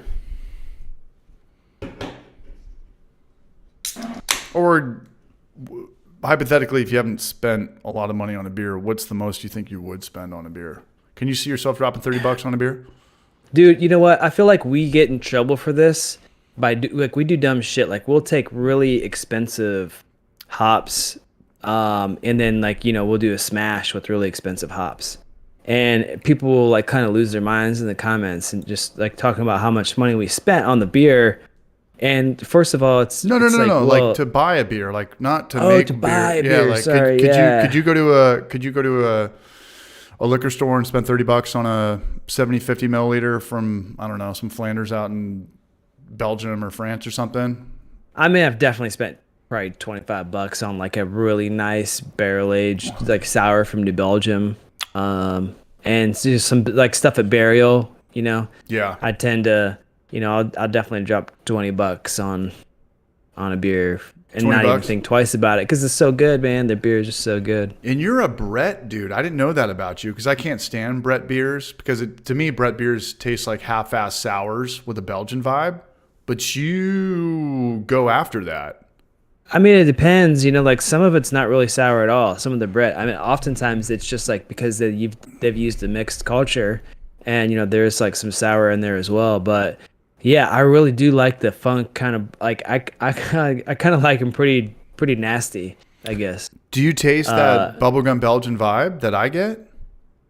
No, often it's like kind of a citrusy to me, and it's definitely like a wet hay, and really like more than anything, just like the horse kind of like the smell of a fucking stable, like with the horse in it, which it just seems like it would be disgusting, but I don't know, man. I'm addicted to smelling gasoline and drinking pickle juice, man. I've done weird shit in my life, man. Yeah, I don't know. I've kind of, I guess it's an acquired taste, but I acquired the taste somewhere along the line, and I'll tell you what. There's this pinball joint out in Fort Collins called Pinball Jones, and they always had like a nice sour or a Brett beer on tap, and they only had like 5 beers on tap, and one of them was just like outlandishly, weird. And Emmett and I would go down there and like put a couple of $20 bills in the change machine, and just like hang out for hours, and after work some days, and I think that's kind of where I acquired the taste. Because I'd just drink those there, and you had a few beers and you're playing some pinball, you get a Brett beer and you're not really even thinking about it, and it goes down pretty easy. I'm glad that you like them. Yeah. Do you like them, Martin? No, not really. Yeah. Especially. So wet hay was your descriptor for a Brett beer. Yeah, I mean that's one of the descriptors is like reminds me of my Uncle Tom. Wet hay. And if you think about it, I mean, you drink a Brett beer and you think about it, it's there, man. It's there. But for me, it's like overwhelmingly like the smell of a horse, which just sounds so gross, but I like it. Brett beers always did the worst in sales. The couple breweries that I worked in San Diego back when I lived in the old country back in 2015. Brett beers they're just too niche, but I get it, you know. Dude, the chat disagrees, CH. The chat disagrees. All right, man. Well, that's cool. I just, if I'm going to go that route, I'm just going to drink a sour. You like sours. Both you guys like sours. Yeah, for sure. Yeah. I mean, I don't really like, I can't really do an extremely hoppy beer that's also a Brett. It's just too much. It's not a good combination, I don't think. $500 for Sam Adams Utopia? That's a hard no. I mean, I've never had $500 in my whole life, but if I did, I still wouldn't buy Sam Adams Utopia. I don't know what that means. Wet Hay, George Clinton, Rick James, Horse Blanket. Yeah, I'm gonna hit the brakes on that. Hey, I need help with my new video, guys. I'm doing a video on the fermenter scene. Kind of, I talked to you about this a couple days ago, Kyle. I made like what's the best fermenter to buy a couple of years ago. That was when everybody was kind of going from glass to this and that. But in the last couple of years, people have gone to fermenters that ferment under pressure. People have plastic fermenters now. What's your guys' favorite fermenter for under $200? Or just what's your favorite fermenter? You know, I know that the Fermzilla all-rounder is very popular. Chris Radiation put that in the chat. The SS Brew Bucket, the Anvil Bucket. Because I was talking to Kyle, and I think that's the most popular topic in all of homebrewing. Because I think that the fermenters control the market way more than the system actually does. So let's see. What do you guys ferment in? I'm gonna shamelessly self-promote here. Our keg fermenter, after using it, I don't know why anyone would use anything else. We're having to redesign the lid, and so like the pre-sale got delayed. But you told me not to bring that up, man. That's you, brother. You can't get mad at me for hearing about this in the morning. No, we could talk about the fermenter for sure. Okay. But yeah, just like if we, like I don't know if there are people in the chat who like are waiting on a keg or whatever. But so I guess if I bring it up, I just have to like kind of tell the story of like we're having to redesign the lid, and unfortunately like there are some people that have been waiting for it for a while, and we just got like all of the parts. We just wrapped up everything. And then discovered an issue with the lid, like literally 4 days before we were going to ship. So, which is a huge bummer to everybody. Like everybody ordered pre-sale, and also us, because we have a ton of capital wrapped up in the inventory, and we're having to redo and spend some money redoing it. But here's the thing: like we'd rather disappoint somebody now with the delay than have them be disappointed like down the road with a product that doesn't work like they expect it to, and we said it would. So, but anyways, back to shamelessly self-promoting. Our keg fermenter is not going to be the cheapest thing, but it is so freaking awesome to just be able to toss a beer in a keg, set it aside, and then not even do anything with it. Just put it in your kegerator, no transfer, and serve out of it a week later. It's awesome.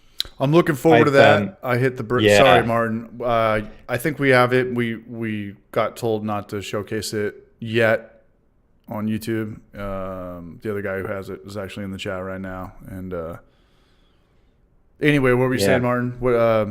I also have a pre-released version of it, and I have always kind of enjoyed fermenting in kegs prior to using this, because I would just take a corny keg and pull out the dick tube, chop off an inch with a Dremel so that it wouldn't suck up the stuff. It kind of worked okay, but actually having a keg that's designed to do that overcomes a lot of the problems that I had with it, especially in terms of like having more inputs and outputs in and out of the keg.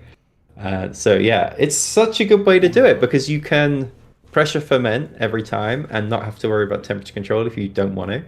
If you do want to worry about temperature control, kegs generally fit quite well into chest freezers, much better than a conical fermenter or something like that. Right. And yeah, you save the whole racking to another vessel afterwards if you don't want to do that as well. So, and if you do want to do that, it can be completely pressure transferred, super easy to get from one vessel to another. So fermenting in kegs is a really cool idea. I can totally see how Yeah, that would be all you need. And I'm gonna. Dan Stubby called me out. You said under $200. I don't know. CH, so I don't know yeah, what the price tag is, but I'm gonna go one step further. 275. 275. But I'm gonna go one step further with Martin, and because I have the Anvil Chubby. Are you familiar with that, Martin and Kyle? No. What's that? Pretty much their spinoff of the Firmzilla All Rounder. Okay. But so plastic PET. Plastic PET. It was funny because Noam and Alias came over a couple months ago, and they had a disclaimer sticker on the plastic that said, "Do not ferment under pressure after like 2024." And I've never seen a fermenter that had an expiration date on it. But Firmzilla does as well. Oh, yeah. They do? Yeah, I thought that was funny as shit. But I saw that for the first time on your fermenter, Martin. Right. I think I was at your place, and you pointed that out. Yeah, and corny cakes will last forever. I don't want expiration date on my homebrew shit unless it's recipe stuff. I don't need it on my actual hardware. But right. Yeah, the thing. Okay, for starters, Alias said buy the Firmzilla over the Chubby. One factor that people don't keep in mind. I mean, you talked about putting a conical in a kegerator, how mobile it is, isn't that convenient. My Chubby is wide. That's what she said. But you can only put one beer in there. If you have corny kegs are nice because you could put more beers in small places, because they're slender but tall. The Chubbies are shorter and fat, and you can only put one beer in whatever my 5.1 cubic foot chest freezer is. And I think I have probably the most common chest freezer for homebrewers. Maybe people have the 7s. Not too many people have like the 10s and the 20s, but you can only put one beer in there. So yeah, there's just a lot of factors that go into they go into fermenters nowadays. Like, is there a lot of accessories involved? Is there how much space? Is it dangerous? Is it mobile? Can you just get this damn thing around? I remember I was going back and forth with Spike, and they wanted to give me like a CF5, and I would make X amount of videos for this. But I was like, dude, I gotta buy like the water reservoir and the neoprene jacket and all this stuff. I was like, this could be get up to like $2,000 for a 5-gallon fermenter for homebrewers. So yeah, I don't know if anybody aside from Kyle's thing, go back to a year ago. What was, Martin, what were you using as your fermenters? Originally I was using those SS Brewtech brew buckets. SS Brewtech. Okay, so that's pretty similar to the Anvil bucket. About $100, $150. Right. Yeah, exactly. And it's got a little bit of a cone at the bottom to make it a little bit conical, even though it's not. Yeah, it's a little bit conical. So generally those are fine. The only downside to that is they don't hold pressure. So you couldn't do a pressure transfer out of them. That's why I ended up getting rid of them. So that's kind of we're into the new generation of fermenters. Everything's under pressure. For the most part. Okay. Right. Even if you're not fermenting under pressure, the ability to be able to pressure transfer out of there into your serving vessel and not have to expose anything to oxygen. Right. Was what I was looking for. Duly noted. So the name of the game is how can people do that now for the most durable with the, everything. A year ago, we were fermenting in just Buckets? corny kegs, for sure. We were fermenting in corny kegs, and if you put a little bit Not a bad way of... to go. And if you put, like, Martin was saying, you cut the dip tube, it doesn't always work, so you don't have a backup, and you can screw yourself with that. And you still can clog that dip tube. But, if you don't fill them all the way, or if you just put a little bit of pressure on them, it's not really going to impact the taste that much, and it'll kind of just keep the yeast cake from like flowing up and out. Basically, it just kind of holds that down. Like, kegs are the way to go. We went from, we skipped over stainless like conical fermenters just because we were just never into the price and the form factor, and we just used buckets and then just started fermenting everything in kegs. And we're like, dude, kegs are the way to go. And then we made our own keg. I agree. And if you could do it all in one. And if you want to, add finding agents and stuff like that, you could just jump it from one corny cake to another corny cake, so it's never hitting oxygen, and then purge everything out. Do you think the day is over with the whole homebrew fermenters, the conical ones, putting them on wheels and trying to mimic what a commercial fermenter is? I mean, do you think that's just kind of like a kook thing? That was my dream starting out, is Same to get with one me. of those giant freezers of fridges with the glass door so you could see it. Even though you could pick it up, you need the wheels to push it around to feel like the real deal. That'd be so cool. You just pick it up for like a real brewery. But do you think that's where they kind of pride on that? Like people that were getting into brewing, like, hey, like let's make them feel like they're commercial brewers. Let's sell them something that's $1,200 when they could just put it in a bucket or a corny keg. Yeah. You think that's their target audience? I mean, I think the thing is, that is a nice aspirational thing, and then you got to clean that sucker. And I've even noticed with I do have a couple of the stainless steel conical fermenters, only for 5-6 gallon batches. But even so, even cleaning those out is a big pain. Whereas the Fermzilla and then the keg, it's so much easier. Fill it with Star Sound, give it a shake. Fill it with PBW, give it a shake. Doesn't look as pretty though. It's not going to get all those Does Instagram likes, pretty, man. no. You want that R2D2 fermenter, man. Right. And you see a lot of which probably the most popular one? Probably the Spike Flex. I see a lot of Flex Plus. Flex Plus, yeah. What does that start at? Probably about $300-$400. Probably more than that. More than that? Yeah, I mean that's one of those things where we've been looking at these lately, and it's like the base price is not the actual price that you're paying. The base price is like basically for a fermenter that you can't even use without adding a bunch of stuff to it.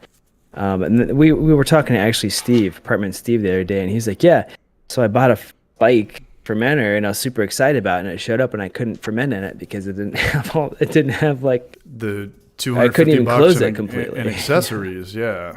Yeah, maybe they fixed that problem. I don't know. And Spike's a cool company. I'm not trying to shit on them or anything, but no, they have. I mean, they have good stuff. So I have the CF5 and the Flex Plus. Yeah. But then, I did do a beer where I split the batch between the CF5, the $1,000 fermenter with all the glycol hookups and whatnot. Yeah. And I compared it to a $20 plastic PET fermenter. Right. And we couldn't taste the difference between the two beers. So was it even worth it? Right.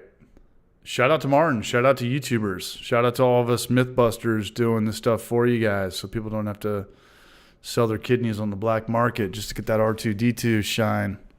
Flex Plus was $350. Kyle, you said 10:30. Can you hang out for a little bit? You want to drink another beer? Can we get? Yeah, I got like 30 minutes, but then I turn into pumpkin after that, and it's not like one of those nice pumpkins that's still in the pumpkin patch. It's like the one that you carved and you left it sit out until like late November, and it just kind of melted in your front yard. Well, let's get Brian on here. Let's get Elementary for one more beer, and Sweet. Kyle, you take off, and he can hang out. Martin, you hang out as long as you want, man. You ain't going anywhere, man. Hotel California, bro. You can check in, but you can never leave, man. Sometimes we do this shit for like 5 or 6 hours. I can hang out for a little bit. Yeah, and those ones are definitely get taken down in the morning. I'll tell you that much. Using a glycol chiller is a gimmick. I'm with Beerquaz Nation. So that was kind of the name of the game. Like temperature control was such a thing back in the day, and it still is, obviously, but if you just do a little bit more manual labor, you could save so much money in temperature control. Anyways, let me get Brian in here. Let me see if Teach is still hanging out. We'll wait for him in the chat. But you vouch for the SS Brewtex, the fermenters for the price tag, Martin? Clawhammer. Oh, shit. Clawhammer Supply has gifted 10 Barrage Army memberships to viewers, man. I didn't mean to do that when you mentioned SS Brewtech, by the way. The enemy. You know what happens? Slight delay on it. You know why this is funny, Kyle? Because people get pulled out of the woodwork. People that are watching that haven't chimed in. Like he could be like your wife or your ex-girlfriend, or your dad or something. They just got gifted a membership and it calls them out. Yeah. Yeah. Yeah. Okay. Elementary's in the house. Let me see. Elementary, can you send me a invite on Discord? Let me try to. Let me see if he's under Brian. No. All right, he's here. So he's on West Coast time. So it's 7:30 in his world. Let's go to bring this down a little bit. You know what? This will actually fit really good right now. We'll do it this way. There he is. What's up, Teach? Hey, what's going on? What's going on, brother? How are you, man? Welcome. Good. You can hear me all right? Oh, we can hear Yeah. you just fine. Let me go ahead and clean this up right. a little bit. Let's go to... Good to talk in person, man. It's, Is this the first time? It's earlier here. Yeah, voice. Let me go Voice and pull chat. this down a little bit. There you go. There we go. Brian, what are you drinking, brother? What's up? There he is. Good. How are you? Brian, you got to kill your audio on the computer, though. I can hear my There we shitty go. voice. Got it. I got it off. There we go. Yep. I figured it out. Okay, let me go to Hoppy Hour's got to come up a little bit more. There we go. It looks like we're cooking with grease, man. Brian, cheers, brother. Happy New Year. Cheers. Did we catch you at a good time? Cheers, guys. Yeah. No, perfect. I'm on vacation for like 3 weeks, so I'm good. He's a teacher. He's on winter break. Killer. Are you brewing some beer while you're off? He's the one guy that's making content right now. Yeah, I've been trying to brew a lot, so yeah. Sweet. Great job on the I got to fit it all in. Brian, your channel's killing it right now, man. I'm watching your videos and I'm giving you shout outs on my YouTube stories, bro. I don't know if you're seeing those or not, but yeah, I've seen that. Thank you for sure. It's done way more than I ever expected or hoped it would do. So you're coming up on 5,000 subscribers, brother. Yeah, well deserved. So yeah, maybe we which could. Is crazy. Yeah. Well, cool. I'm glad we're all here. This is still going off. Kyle, thank you for the 10. That might be the last one, but we're getting alerts come through a little bit here and there. You dude. Thank you. Thank you for being UCH. Thank you for well, you kind of flirt out a little bit. We were talking about how you need to do, here we go, Yeast and the Beast has become a barrage. Yeast out there in Texas, man. How are you, Jesse? But you were talking we were talking about how you need to start a stream, and then you talked about how Roscoe took off, but ideally, how would you do it? Or what would the chat want to see? Do you guys want Kyle and Emmett every night or every time? Or do you guys want to see Martin or Brulosophy or me in Elementary or the same this? Or do you want to see, I don't know, a live brew day? Man, live brew day seems like they would be kind of rough. I've seen a couple of Brian's short-circuited, but yeah. He's got, I mean, you have a crew. Brian has his wife. She does a great job. right. Yeah. But it looks like a lot of work. I don't think I could do that.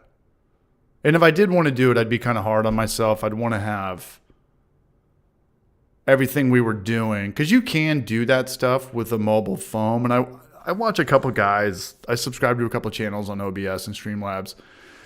They're very good at it. It's just another thing to learn. And it really has nothing to do with YouTube or editing or Final Cut Pro. It's just like broadcasting is a whole different form of content.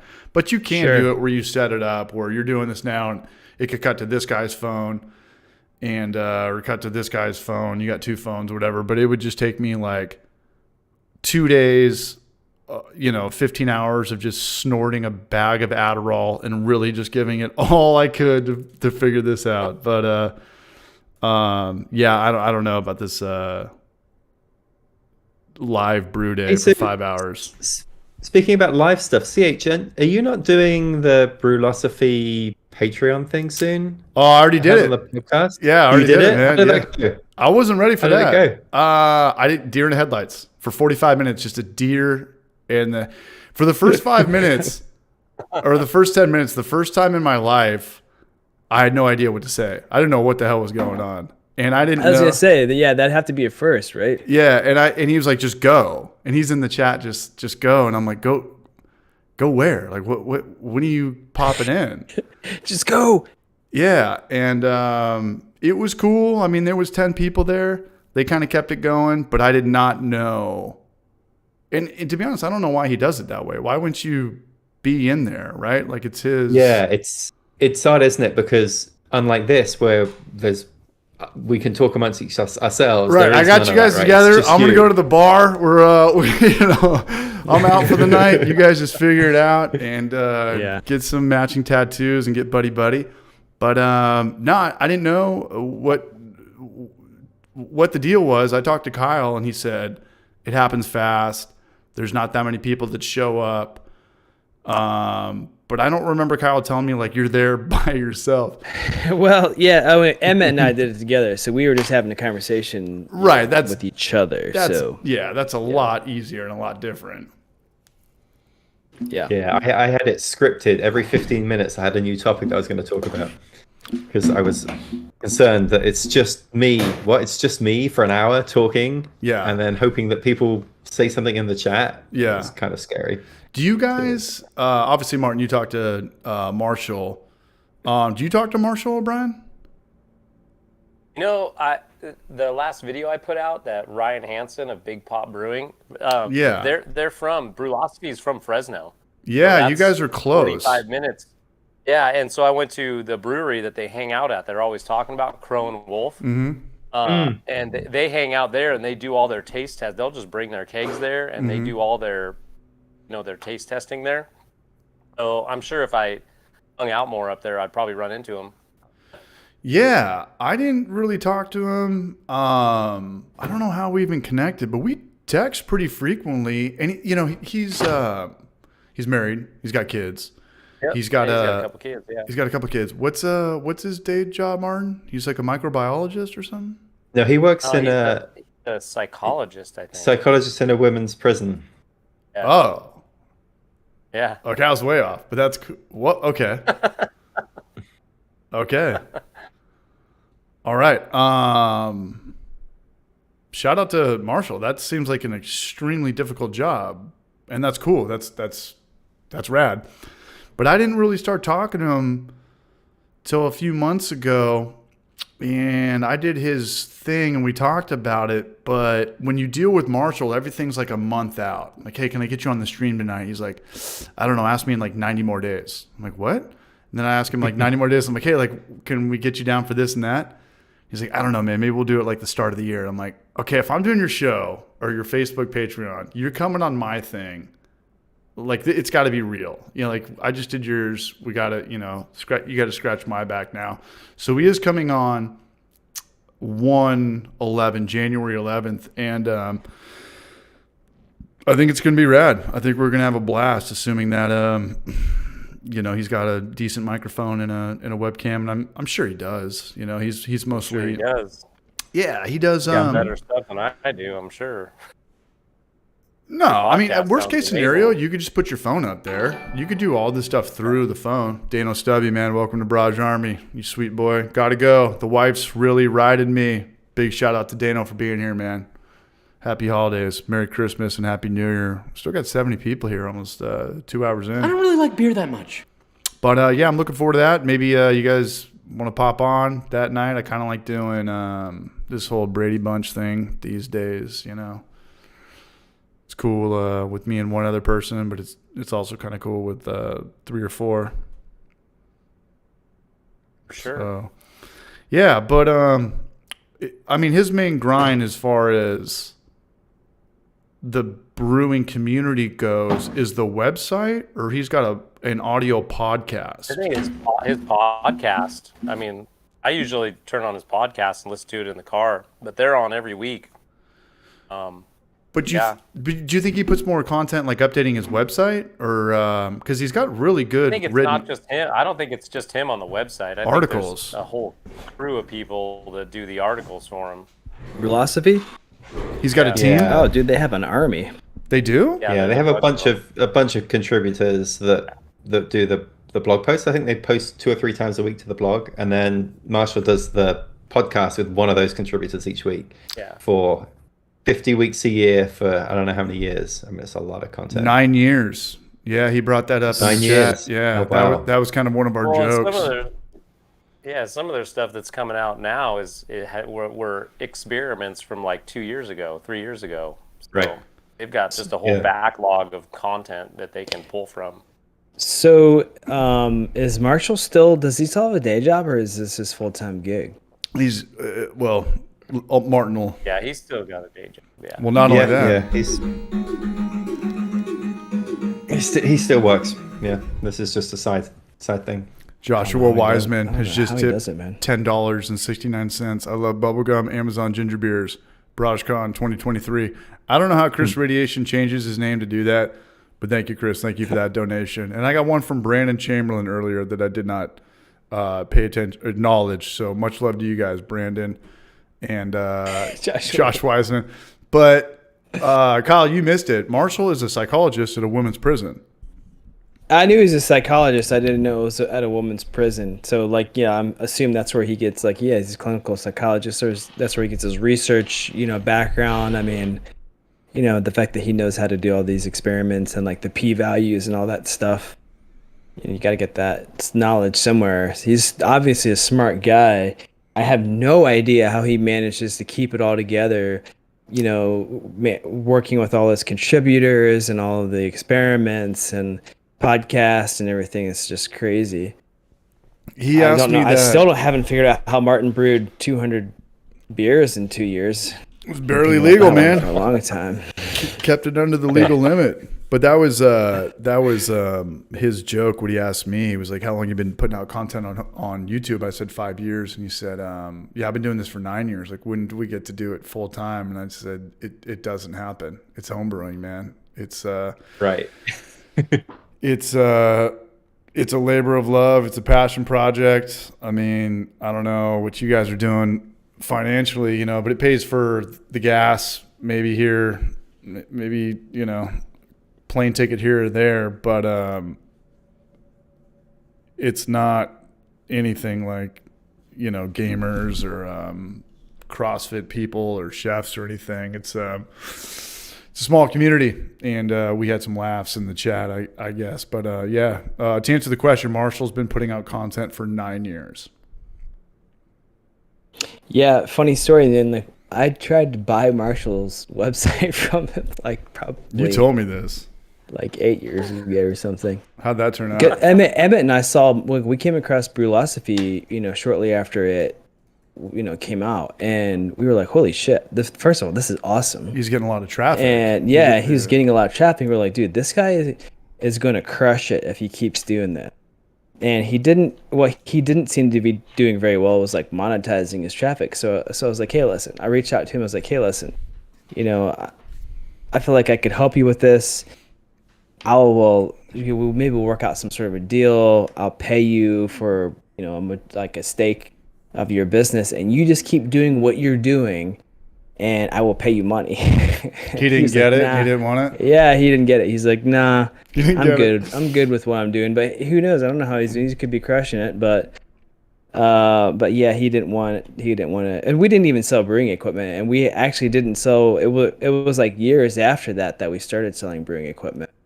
So, but yeah, fast forward now. I mean, I've known Marshall and been talking with him for a long, long time. And yeah, like we're one of the sponsors on his podcast now. But yeah, he's a cool dude. It's just, it's our funny, like, previous past life connection, I guess. So so he's been doing this for 9 years. Brought to you by Claw Supply. Right, yeah. Yeah. So if he's been doing this for 9 years, you probably approached him year 2 or 3 in. So this is probably it was very early, yeah. 2015. Mm-hmm. Yeah, because we had a ton of web traffic at that point, and we saw, and I knew how much we could do if we like monetize it the way we monetize it with our distilling equipment. And yeah, like you can kind of spy on people's website traffic, using tools. Google Analytics. Well, Google Analytics tells you your traffic, but you could use like Alexa.com. They just discontinued that, but I remember that. Yeah, sure. But you can use like Ahrefs and SEMrush and stuff. But yeah, like we could tell that he was getting a lot of traffic, and it was really heady, nerdy stuff. And it was clear that the people that were into it were like, they were into it. Sure. So. And he was pretty much the only one. I mean, people had, the Charlie Papazon books and the who's the main guy, John Palmer, but he was the first guy to really kind of get away from the book format and pretty much hit craft beer at the whole gold rush time. Because I remember in San Diego, my buddies that were opening up breweries, they knew of Brulosophy, and they're like, "Oh yeah, that guy Marshall. Oh yeah, yeah." They knew his name. I think before I did. Yeah, and everything else that he was basically competing with on a content level was out of date, basically, which it proved by basically every experiment that he did was like, yeah, by the way, all this shit's bunk. Yeah, you don't have to do this. You don't have to ferment for 2 weeks. Yeah. No, that's funny. Was this about the same time when you tried to buy Brew Cabin's business off him? Yeah. Same time. I'm going to make a video of all of that and cut that out right here. That's what... But Brew Cabin had also a similar, like he had this coffee site and it had a shitload of traffic. Jeffrey Marrow. I was like, wow, and it was actually really well done. And he ended up selling that site. Swim University, how to do water treatment for pools and jacuzzis and stuff like that. Yeah. Yeah, he knows his stuff. I mean, yeah. Water's got to roll over to water, right? Whether you're doing treatment for wreck pools or putting it in your beer, you got to know about these salts and pHs and do's and don'ts and parts per million and dilution and all that stuff. Really quick, though, I got a super chat from Jeffrey Marrow, man. Much loved. Have a happy holiday, NBC. Thank you, Jeffrey. Much love, Braj. Cheers.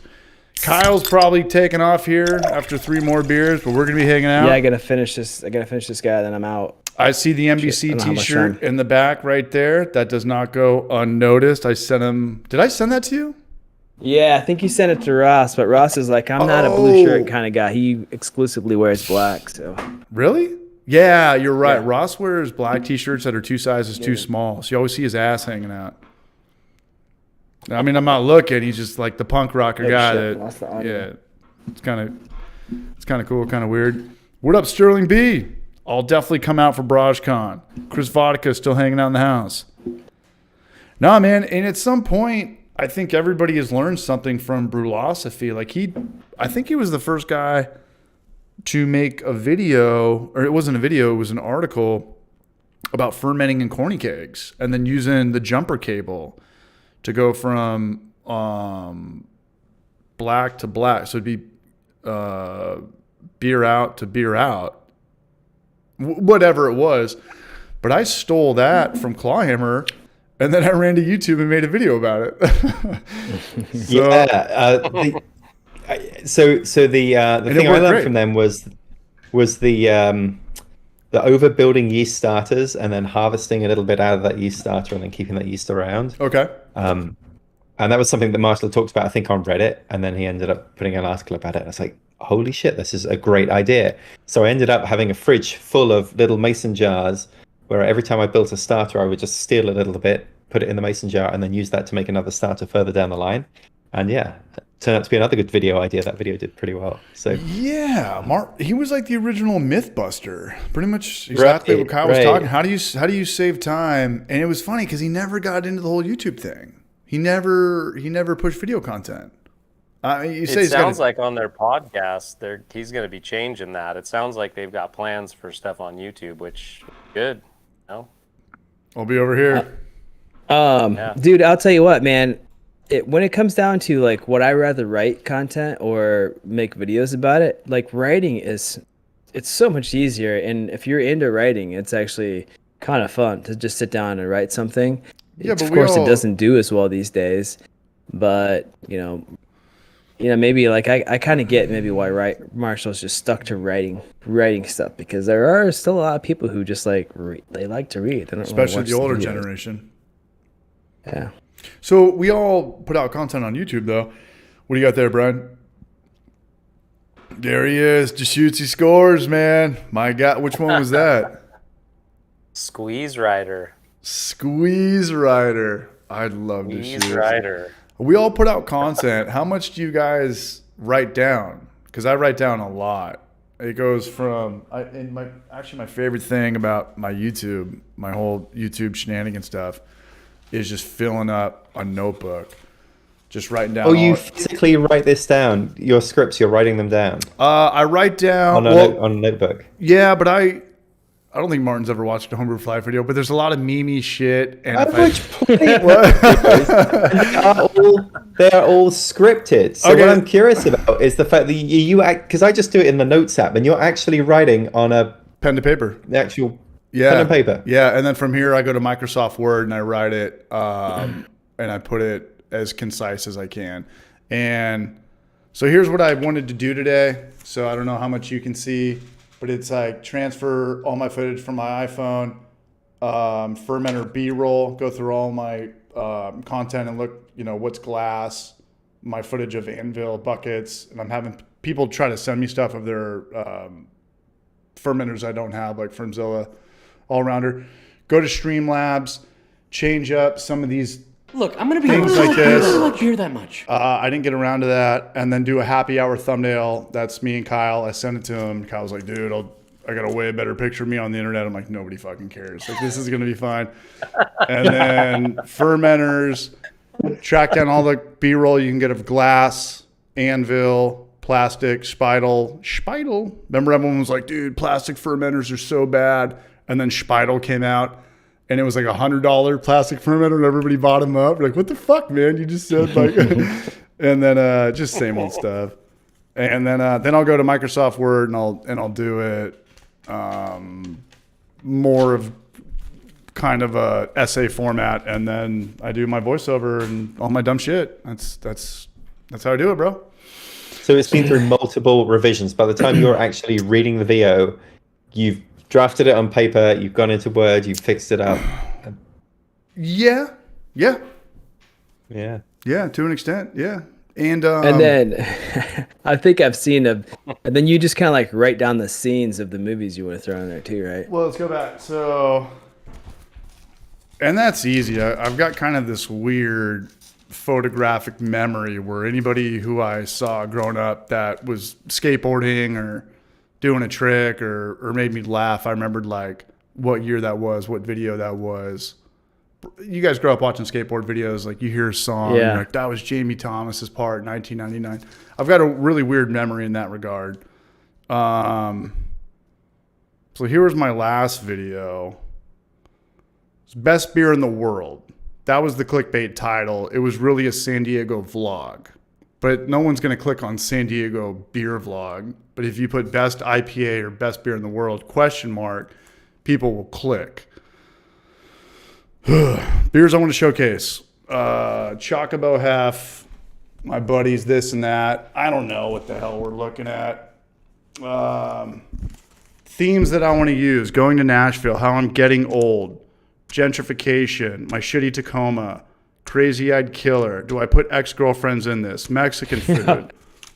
Top Gun graveyard scene. Iceman. Because I did go out there to pay respects to, I come from a Navy family, but I was like, I can't get like that personal with my like family and shit like that. And I just watched Top Gun 2, and where I was filming, that's where Iceman, the fictional character, Val Kilmer's Iceman, something Krasinski, he's Iceman. No one needs to know his real fictional name.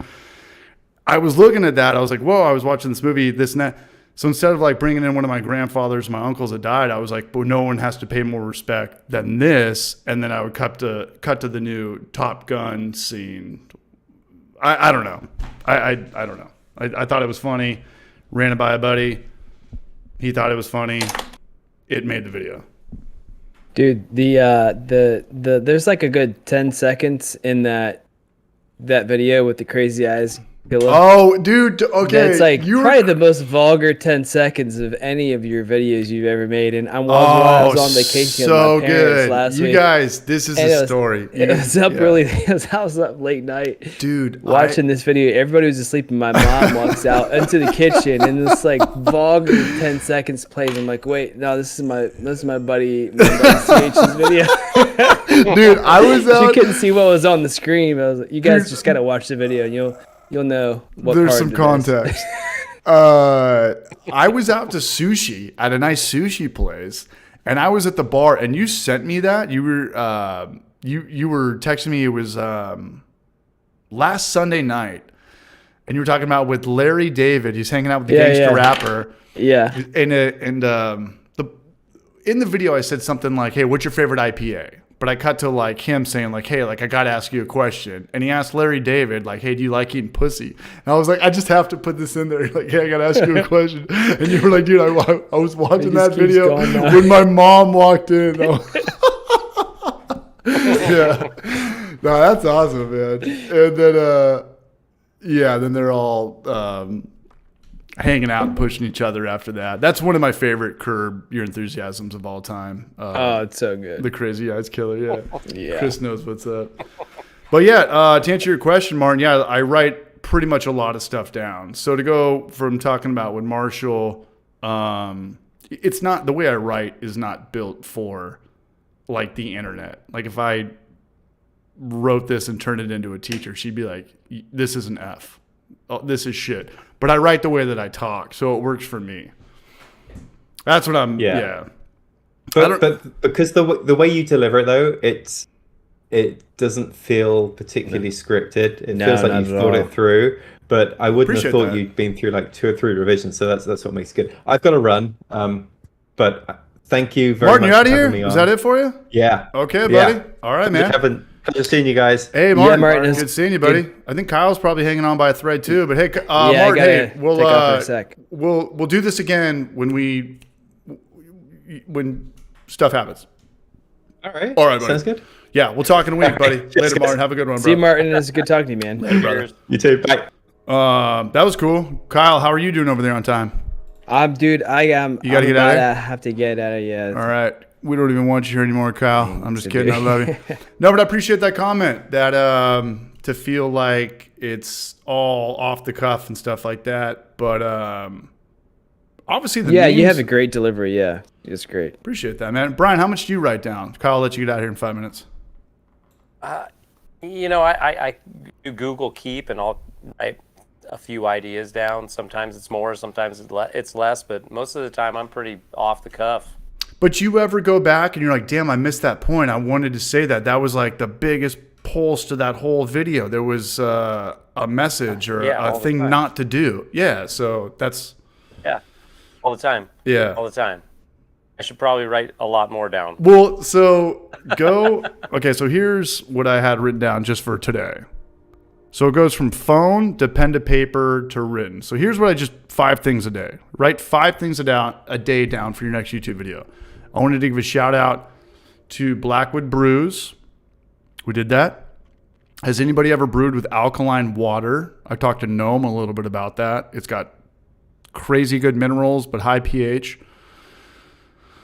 2023 goals. We talked about that. So I just write like 5 things down. And then, I don't know.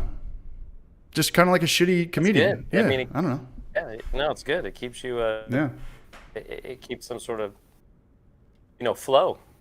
So you go from iPhone notes to a spiral notebook to pen and paper. MS DOS Q&A. Yeah. To then. That's where you read it from? Yeah, and then I do the way I try to do the pace of a video nowadays. I try to do about. My 8-minute videos are struggling because I don't have that big enough audience to stick around. So my average view duration at 8-minute videos nowadays is about 3.5 minutes. And when I was making like 10 or 11-minute videos, my average view duration was like 5 minutes. So I think I got more love in the algorithm. You need to have a lot of followers to get away with that 8-minute video because YouTube wants people to stick around for more than 50% or, whatever, but mine was lower than 50%. So I'm going to go back to like 9.5-minute videos to try to get some love on the stuff that I want to get love. There's 2 types of videos I think that we all make. Like one's like how to get unique visitors, and then one's like for the community. You can be an idiot, act like an idiot. But to answer your question, yeah. Mr. Doss, there's a kind of it's not an extensive writing process. It's just a memorization process. So I really want to not forget anything in this video. Sure. Yeah. What about you, Kyle? Before you get out of here, how does your I read a lot of stuff down in Google Keep as well, and then just like when we were doing like our grain to glass videos, where we were just kind of like all hanging out making these videos. Nothing was scripted, but like some things were scripted. Like a lot of things were like just ideas that I would think of that then I would just like have a big list of video ideas that we would just pull from for every brew day. So I could just pull 2 or 3 little things from the list and then throw them in the video. Obviously nothing's scripted. These days everything is scripted just because we're changing how we do things just to make videos. You're just kind of, doing things a little differently here, but well, not only that, but you kind of have to. I mean, the way that people's attention spans are is like you have to kind of make every second count. Like Brian, you did that thing in the last video where like you snapped and you were in the garage and this and that. Like I get it, I appreciate that. You looked into that. You didn't have to do that 5-7 years ago. You could just sit in front of a camera and just talk and rant and pretty much be in like a website.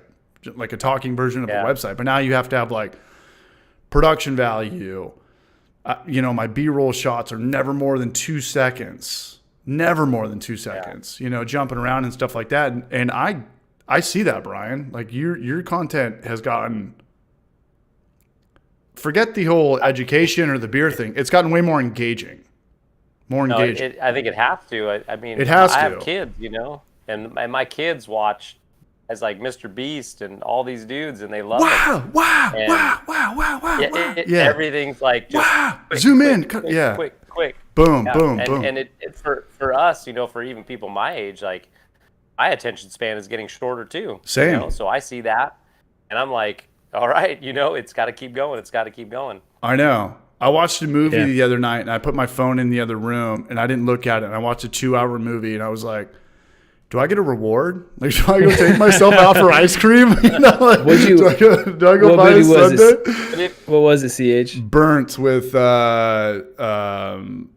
Bradley Cooper, and it's a phenomenal movie. It's called Burnt? Yeah, it's about a guy who, I think it's based off Anthony Bourdain. Anyway, he fucks his life up, top chef in some big city, and then gets drunk, addicted to heroin, all girls, the whole 9 yards. Gets sober and goes and shucks 1 million oysters in New Orleans and gets sober as punishment. And then he goes back out in the world and tries to get another Michelin star. It's a phenomenal movie. Got it. Sure. Yeah. I'll check it out. And I watched that movie and I was like, damn, like, should I try to read like a couple chapters in a book? Or am I pushing my luck with this whole like attention span shit? Priyuk says Elementary's videos are on point, but this whole world we live in now, it's good and it's bad. It's just a TikTok, bam, bam, bam, or if it's not that, people get offended that you're boring them to death, and I'm like, I'm just putting out free content on the internet, watching Homebrew for Life. The real part of the video starts at 2 months in or 10 minutes in. I was like, fuck, man, I worked my ass off for those first 2 minutes, but it's the internet. It's the creature of the internet. Free Maury. Maury's in here right now. I highly doubt Maury's in here, but thank you for that $5 super chat. You're going to help out paying for my plane ticket to Tampa Bay, man. Free Maury. I think that's Tom Alvarado. Your garden hose yet? Nah, I'm not going to buy that till I actually hit the GoFundMe for $100,000. But, it's kind of a blessing in disguise is that people in the South right now, not people, but it's happened a couple times. If you don't disconnect your garden hose out here, it could bust your pipes. Did you guys hear about that? When it kicks back into the copper pipes underneath the house and then they freeze? Mm-hmm. Freezing or Yeah. But this is not have to deal with that much. So this is something that you've never been a concern to you before. California, maybe in Mammoth or Arrowhead or something. But Brian, does it snow where you're at? No. No way. No. I'm close. Kyle, how we doing, man? Looks like you're kind of jonesing. I got to roll. You gotta get out of here. Hey, Kyle. Unfortunately, I got to roll, but it's been a pleasure. Hey, it's been fun, brother. It's cool talking to you in person here. Yeah, buddy. CH, always a pleasure hanging out, man. Thanks for having me on. Always a pleasure, Kyle. Yeah, keep the stream going, man, or buddy. get it going. goodbye to everybody in the All right. chat. It was Have a good nice night. talking with you guys as well. All right, so it's just me and Brian, All right, man. We're man. hanging out. We're hanging out. I don't know Yeah, if just- Noam or anybody in here wants to join us and have a beer. Brian, are we hanging out for a little bit? I know it's only 8 o'clock your time.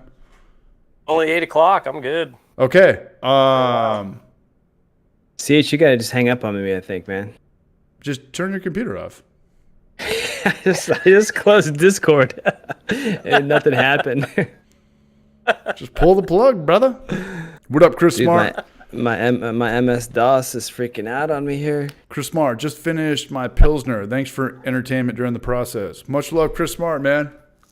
I don't know. Delonious Monk, dude. Back from the dead. Noam, you want to pop on, Brosh? Me and Noam kind of have some good news. Come on down! Yeah, Brian, I appreciate this, brother. You know, we still got some people here hanging out, man. Brian, has been, what, 2-3 months since you've been on here? It's been a while since I've been on, yeah.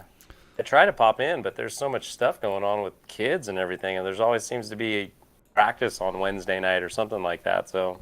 No, I hear you, man. It's nice to just sit down and chill. Do you, I know you're a big baseball guy. Are you watching football right now? No, I don't watch a ton of football. Yeah, I watched a Chargers game the other day for a little bit, but we're doing okay right now. Chargers are doing okay right now. I think we've won. Chargers are doing good. I think they just clinched a playoff spot, right?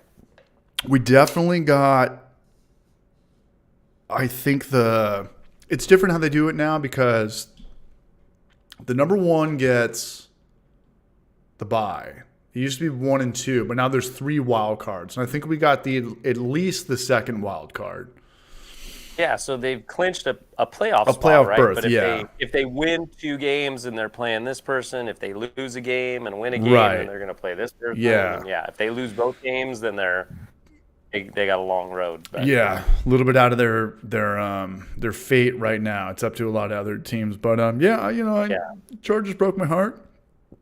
But I still, I'd be lying if I said I didn't pay attention to them, and I really do like that quarterback. I think I was watching the game, and it didn't even dawn on me. They moved. They're not even in San Diego anymore. Yeah, they're SoFi Stadium. And that was like 3 years ago. I mean, I'm like, all right. I guess I've been out of the loop in football, so. I guess it was. I think Rivers played there for 1 year, and then Rivers went to the Colts. Yeah, maybe you're right. Maybe it's 3 or 4 years now. Damn. Yeah. I mean, man, the older you get, the faster time goes by. Yeah, for sure. Brian, except for this year. This is the only year in my life where I feel like it's been 3 years in one. 37 years old. Usually time flies, but this is the 1 year where, I don't know, like I feel like I've been in Knoxville at least 18 months, and I'm coming on month number 9. The move, is it just slower, and it's slower in Tennessee? Yeah, I think I'm bored more here. I think the biggest difference between like when we grew up and kids now is like in the 90s, we were just bored, like watching TV, watching reruns, waiting for the phone to ring. Somebody invite me somewhere. I think nowadays kids aren't bored. They're just anxious. Like what's the notification or like this and that. But I remember in the 90s, like that music video, what was that? The first Green Day album.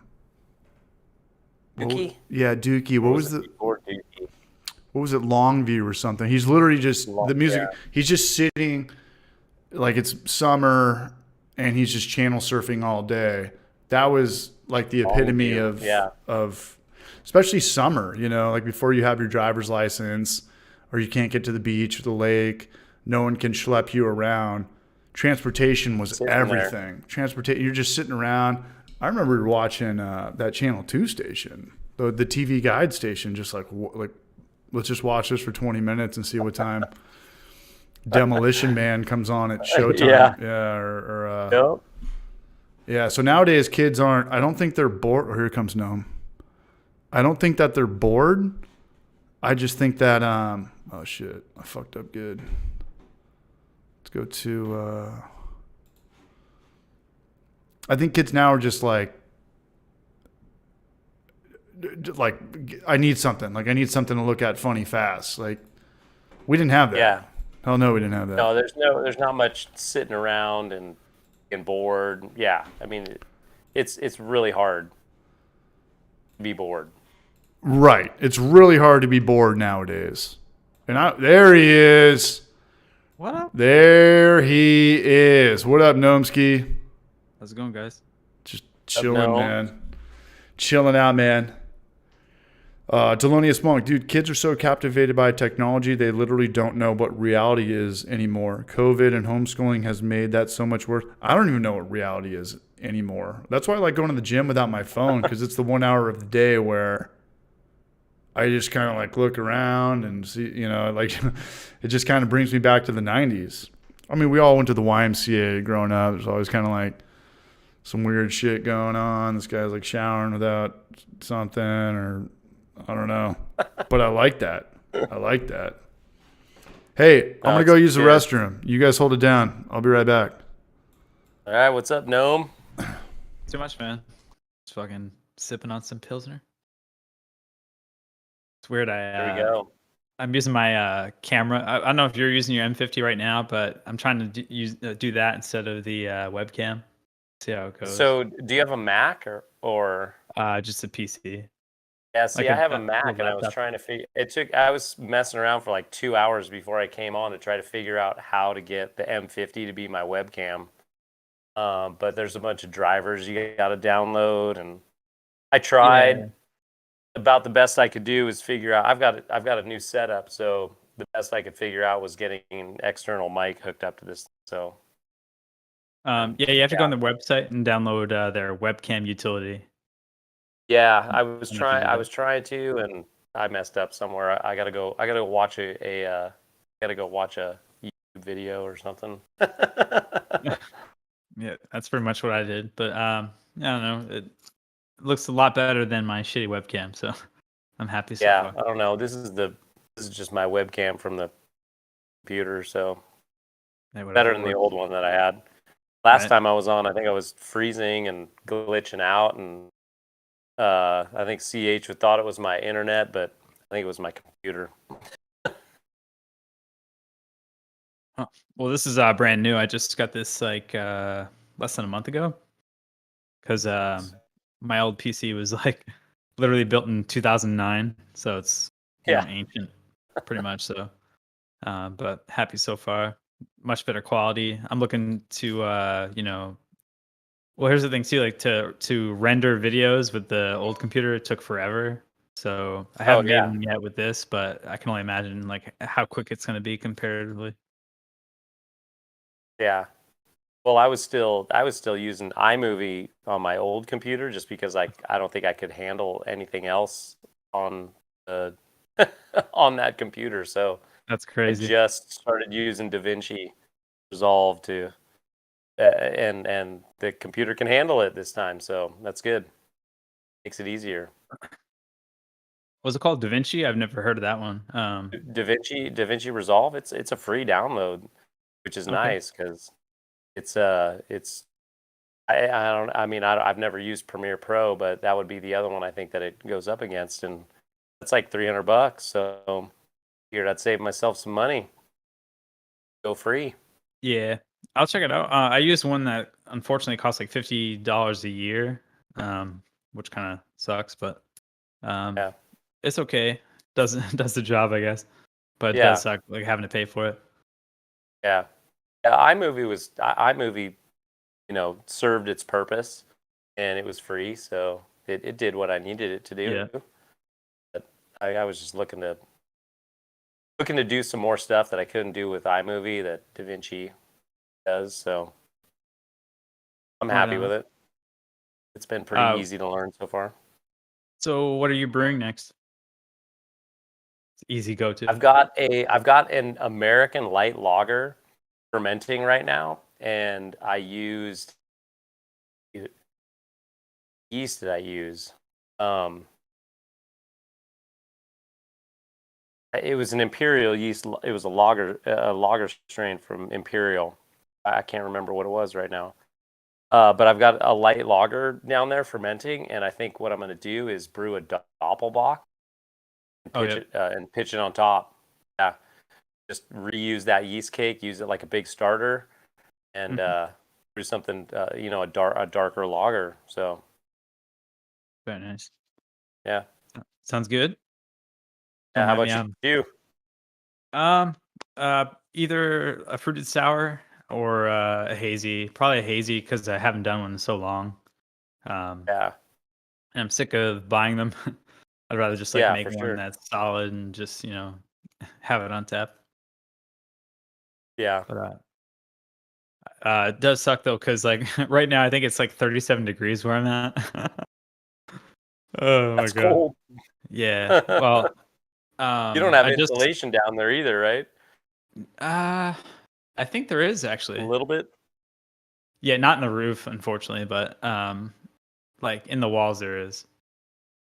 But All right. yeah, it's just I'm looking into getting there's like a wall heater that's propane fed but has like an electric ignition. So I'm gonna see if I can like try to put it on like a temperature control so like if it basically maintains like above freezing temperatures. Because like literally I'm that stout that I just took out of the barrel, like there was some days where it was like pretty hairy in here, like 24 degrees or less, like, so I don't know, just it's pretty, I don't know, not ideal. Yeah. But anyways, Chris I'll shut up. Radeye said Harvest, Imperial Yeast Harvest. That one. Oh, is that what it was?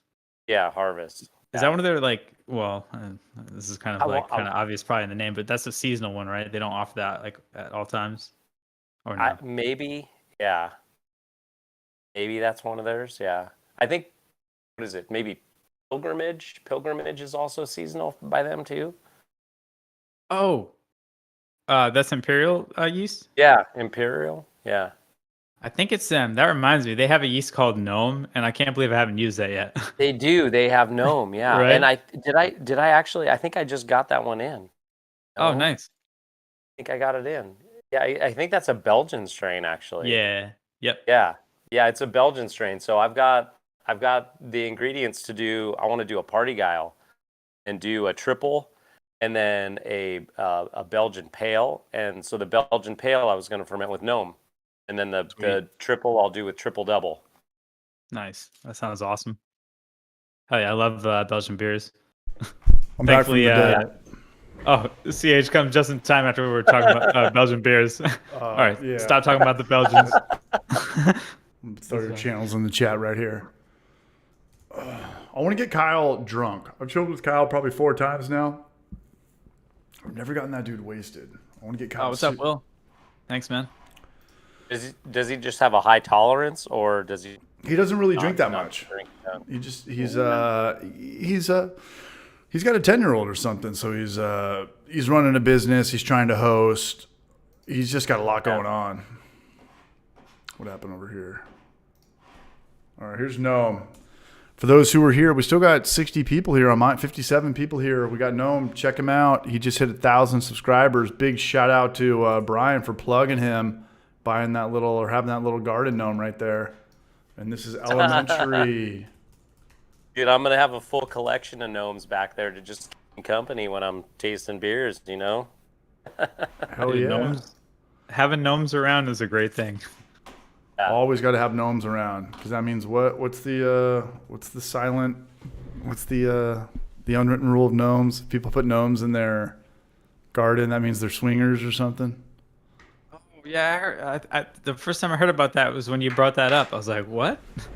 Oh yeah, Because I never heard about that before. Yeah, it's like, going you on seem for shocked. I'm like, since no, the 70s. never Yeah, heard that one.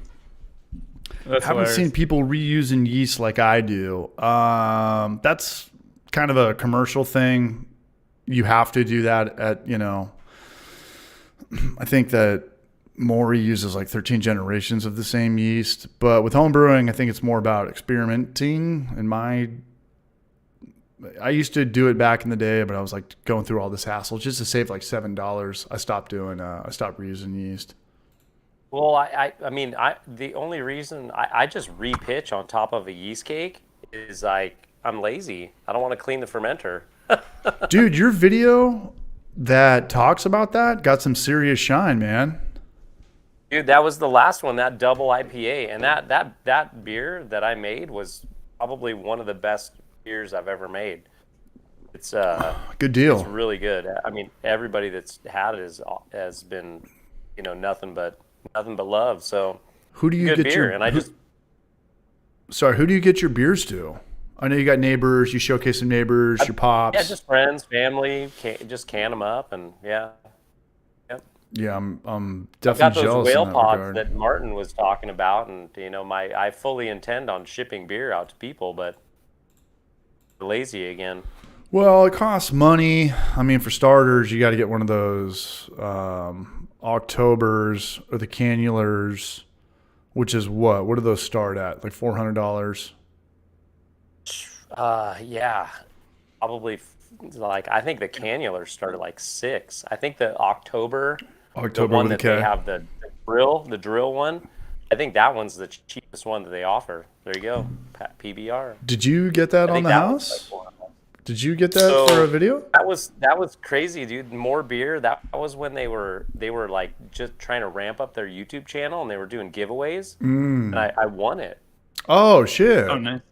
Yeah, so I won the Cannular Semi Pro, dude. I was pumped, man. That was really cool. Nice come up. Yeah. Yeah, I've thought about getting them, but like honestly, I don't know how much beer I would can and ship out. I really don't. I mean, honestly, it's sort of the same thing as bottling. I mean, it does take some time, but once you get your process down, like I can 30 to 36 beers in an hour, and that includes cleanup and sanitized and getting everything ready. So it is. I feel like it goes a little bit smoother than bottling. It's definitely more fun. But yeah, it's a time commitment. It is. I mean, if you can just throw it in a keg and put it on tap, that's obviously the easiest way to go. But are you sending? Are you doing? 5 gallons of beer. Are you doing Canva for that as well? I mean, when you can a beer, when you can a beer, are you creating labels? Yeah, I usually do. I got a little bit lazy lately, but I usually put labels on them. So 5x7 custom size, just get half sheets of that the Avery half sheet labels, and just they fit perfect on the 500 milliliter cans that Annular has. For those who didn't catch the first 20 minutes of this stream tonight, canva.com is a great website for pretty much anything in print outside of, I don't know if they do t-shirts or stickers. They probably do. I don't think they do. They probably do stickers, but I don't know about t-shirts. I used them for my Christmas cards this year. Christmas cards, YouTube thumbnails, beer labels. I think that they're probably their cornerstone is probably the thumbnail, but give it a go. If you guys are looking for sending out, like Brian just said, Christmas cards or custom labels. Labels for your cans or even bottles. That'd be perfect. 100%, man. Later, Will. Have a good night, brother. Holiday Bowl, man. I'm in this college tournament right now. I think I'm in last place. Are you a Fresno State Bulldogs fan, Brian? Do you know about these guys? I mean, I am. Yeah, I mean, I didn't go to college there or anything, but I've got enough friends that You're are a Chico fans. You're a Wildcat. Yeah, Wildcat. And when I went up there, they didn't have a football team, so. Fresno or Chico? Chico. Yeah, Fresno's always had a team, and from time to time, Fresno's always had a team. Fresno puts some pretty good guys in the NFL, man. Ryan Matthews, the Carr brothers. Yeah, dude, they've had some solid players, and even Aaron Judge played for Fresno. He did? Baseball.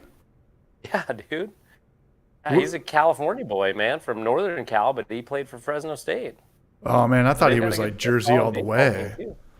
No, they've got a solid. That's why the big trade deal was the Giants were trying to get him. And Giants and the Dodgers. Yeah, I thought he might leave the Yanks to come back to California because I think his family's from Livingston. I don't know where that is. I want to say in the Bay Area somewhere. Okay. I'm surprised I don't know about that. I know the Bay pretty well. There's a Fresno State football player that I'm missing that was pretty damn good. Was it Devontae? Did he play? I know Ryan Devontae Matthews Adams? because he was a Charger. Carr for sure was there. Yeah, Devontae Adams went to Fresno I want to State. say it was.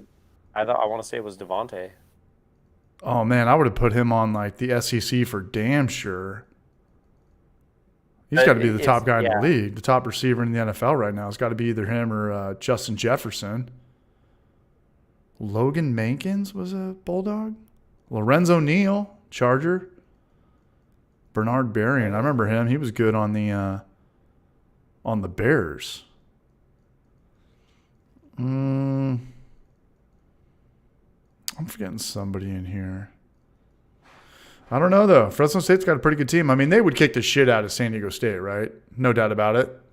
I don't know, dude. We went down to the game where they played USC, and USC beat the snot out of them, man. Yeah, but USC and my San Diego State Aztecs are a different stadium, different ballpark, different. They played planet. in that bowl game and beat Washington. So This year? and they were, yeah, this year. Yeah. Damn, Trent Dilfer was a Bulldog?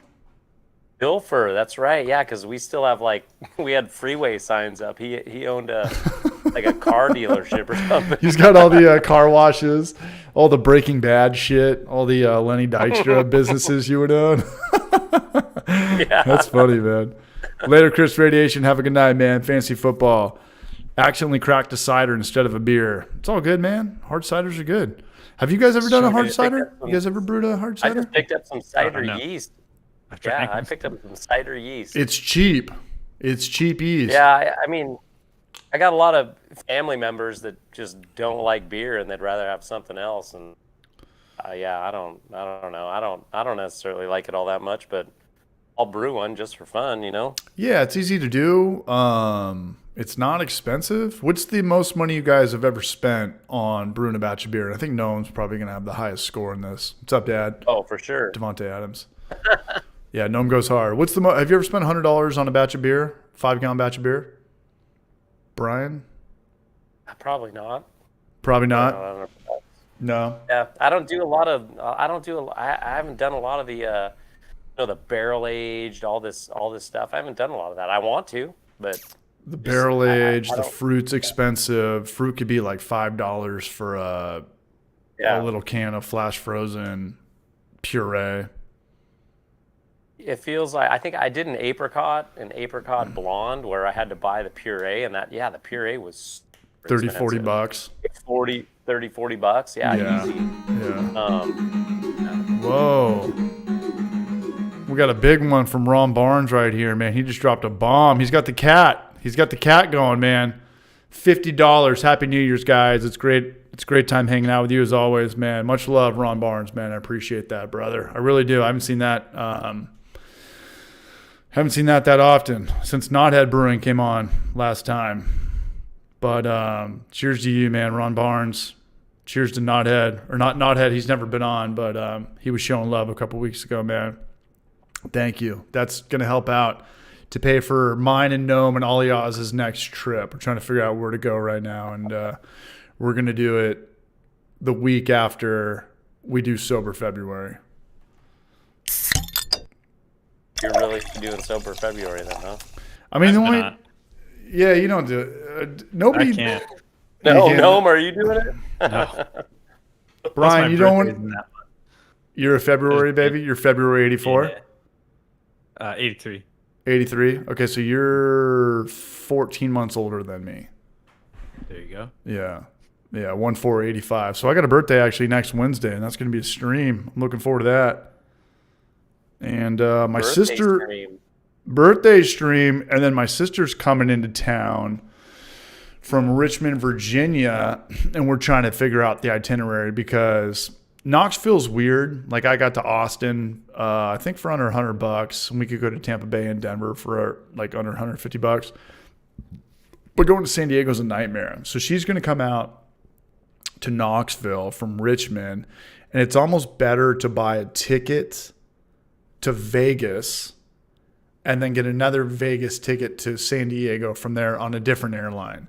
But going from Knoxville to LA or San Diego, I need Allegiant, I need Spirit, Southwest, something like that. It's kind of a nightmare. And every time I do that, every time I do layovers and connecting flights, I always get sick. Airports are fucking disgusting. They're just disgusting. They pick up the trash and stuff, but no one's like wiping down the seats and Petri dishes, man. That's what they are. What's that? They're petri dishes. They are. They're cesspools.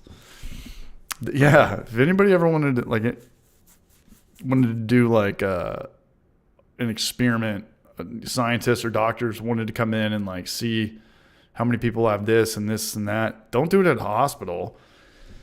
Go to Fort Lauderdale Airport or LAX or something. Like, people there are carrying shit and transferring shit way more than schools or places of work and all that stuff.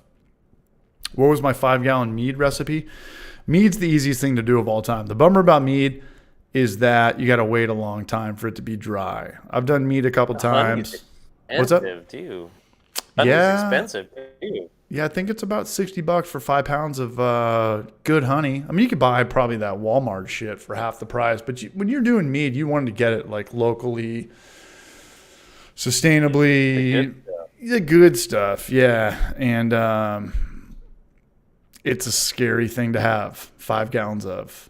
I think my last mead batch was like 11, maybe 13%. So you better have some friends hanging out, or you better have that cannular or October machine. You have to carbonate mead? I've Yeah. never made mead. Yeah.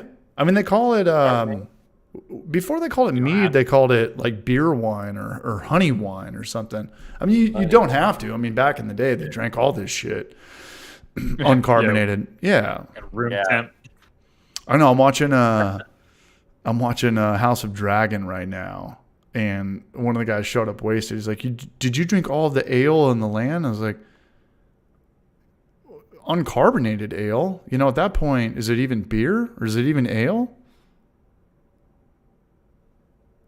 Yeah, I mean, I don't think it needs carbonation to be specified ale, but That's fair. it sure does help. Yeah. Every mead that I've ever had, mine homebrewed commercially, was always carbonated. Pretty much the same as beer. But the longer you wait on mead, the more dry it gets, and I guess that's how like the judges go for it. They don't want the sweet mead; they want the dry stuff, and that's when it is a good idea to go back to glass carboys, I guess. And I'm going to bring that up in a video. If you're an OG brewer that's aging stuff, I apologize for all the shit that I talk about glass. It is very good for aging. I just don't age stuff. Real quickly, so both with mead, but also cider, that's why they also back sweeten sometimes. Like, not all the time, obviously. I actually prefer dry cider, to be honest. I don't like that like thick sweet cider that, I don't know, you can't really have more than like one can. Whoa. I feel the same way about like those big stouts, personally. I don't know. Based off just ABV?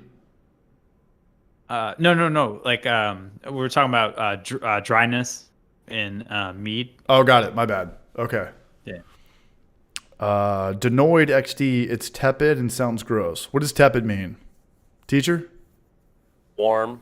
Warm? Like lukewarm. Yeah, I'm not drinking the lukewarm stuff, Tepid the mead. uncarbonated stuff. We killed the first 5-gallon batch. I have another that has aged a year now. Shout out to James Pilar, who waited a whole year to try something. When's the last time you guys have used glass carboys? I still have one. I haven't used it for probably 2 years now. I used to have Maybe like even longer. 10. Yeah. Yeah. I used to think they were the nice. I had those Northern Brewer big mouth bubblers, a glass one. That's the one I still have. You had to get the size 9 bungs, the big ones that are like the size of a tri-clamp. Yeah, they're huge. Yeah. Yeah, I have one of the plastic ones for my like long-term sour. It's not the best, obviously, but like I should have transferred it out of there a long time ago. But I don't know, did the job. Like if you're doing like ambient fermentations, it's you could do worse. Duly noted. Duly noted. Shout out to Max Kelly. So late to the stream, but stoked to be here. We're stoked you're here, MK. Max Kelly. Only canned from kegs so far. I use glass for my mead, but that's about it. Yeah, or wee heavies or barley wines or what's the highest popular beer? What's the highest ABV style of beer? Probably like a Belgian quad. A quad? Like what is there any beers in circulation that are 15%? Yeah, barley wines. Barley wine, yeah. What would be the most popular brand? Well, then we're Sierra going Nevada lower makes ABV. Bigfoot. Yeah. Yeah, then you go I've down to never like had Bigfoot. Bigfoot. Barley wine. Sierra Nevada Bigfoot? Yeah, I went to Chico, so I've had quite a few barley Bigfoots. I don't like them. I don't. I mean, it was I've like never seen this. we would buy a 6-pack of that and try to drink all 6. And fresh, they're not like, great, but with some age, they definitely soften up. Like fresh, they're definitely pretty, aggressive to say the least. It's only 9.6 though. I mean, you could do you see double IPAs. Some of them, yes. Yeah, some. Is it most of 9.6? I thought it was just 9% actually, but it might be different every year. I'm not really It sure varies how they do it. from year to year. I've seen it in the 8s even before. Yeah. $35 for a Oh, it is 6-pack. 8.1. Oh, damn. Oh, never mind. That's a lot. Yeah. I've It's never nice heard of older this than- in my entire life. Bigfoot. Yeah, really? Damn. Never. 9.6. There is a this is like just a, who gives it the fuck, but like there's a bar in Providence that has like vintages of those, like going back to like probably I don't know, like late 2000s. Like I'm not even kidding. Like they, for whatever reason, they have like tons of those bottles. Like just whatever year you want, they have it available. Which I don't know. I had like two years of their t-shirts, man. The long sleeve tees from Bigfoot. I'm just pissed that Sierra Nevada got away from their Otra Vez. That goza was so damn good. That was really good. I didn't realize they stopped making that. Yeah. They still make that. They still make that Shokaveza though. I bet. I don't know. That's like how every they- year. We were up in Chico over Thanksgiving, and I picked up a couple bottles. You were talking about spending money on bottles. Like I think it was like $30 for a nice big bottle corked of their Torpedo IPA, but it was barrel aged in a bourbon in an oak barrel. Oh Okay. my god, it was one of the best beers I've ever had. So good. Damn. I'm always curious So about good. that because like IPAs and bourbon barrel just It seems didn't like sound like it shouldn't would work. be good at all. Yeah, Yeah, it sounded like it would be terrible, but it was so good. It was That's so good. awesome. And then I picked up Baltic Porter. It was brewed with like peaches, almonds, and rice. Oh god, that was so good. man, that's an interesting combination. So I'm on Reddit Yeah, right now, it and was it's so good. or subreddit, I don't know. Is Sierra Nevada Otra Vez discontinued? And this was probably around what, 2018? Like at the height of kettle sours, quick sours. And these guys are like, I emailed them last summer. They said it's gone. Like people are really angry. 45 Really? thumbs up. Yeah. The lime agave was garbage. OG cactus grapefruit will never be beat or made again. This was a very sad day, and they switched from the original recipe to agave lime, gold can, gold level. Yeah, I don't know, but I do have a buddy that doesn't drink IPAs. He only likes sours. He's got a lot of money. And he bought up a whole pallet from Target, Otra Vez, and he still has some in Oceanside, California. He bought a whole pallet. He's weird. It's gonna No, go bad. dude, his name's Mike Bangs. He's like the lead.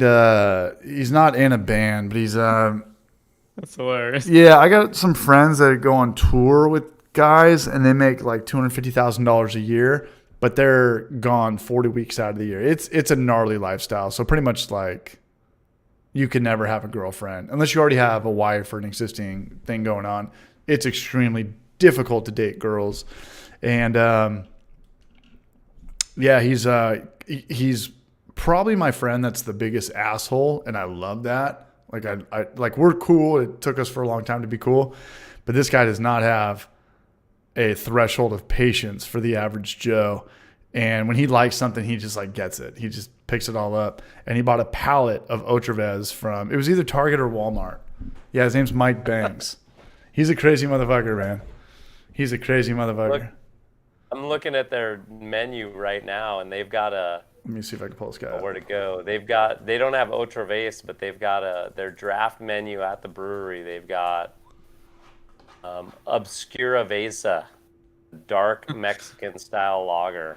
Haven't heard of that one. Oh, I just found Mike Banks. It's probably only at the brewery, which is unfortunate, but here's this motherfucker. He's 10 years older than me. He's like almost exactly 10 years older than me, but he's such a rad dude. He's such a fucking asshole, and I love him for it. This guy is addicted to Otravez. Not that that matters or anything. Yeah, but this guy makes a lot of money traveling with oh man, he'll crack you up. Who was the guy that married Angelina Jolie? Billy Bob Thornton. He was his right-hand man for a whole tour.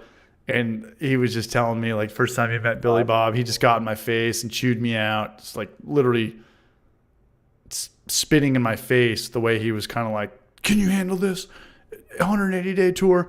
And after that, they just broke down and were homies. And he's always telling me, like, who's cool and music show business and who's a piece of shit.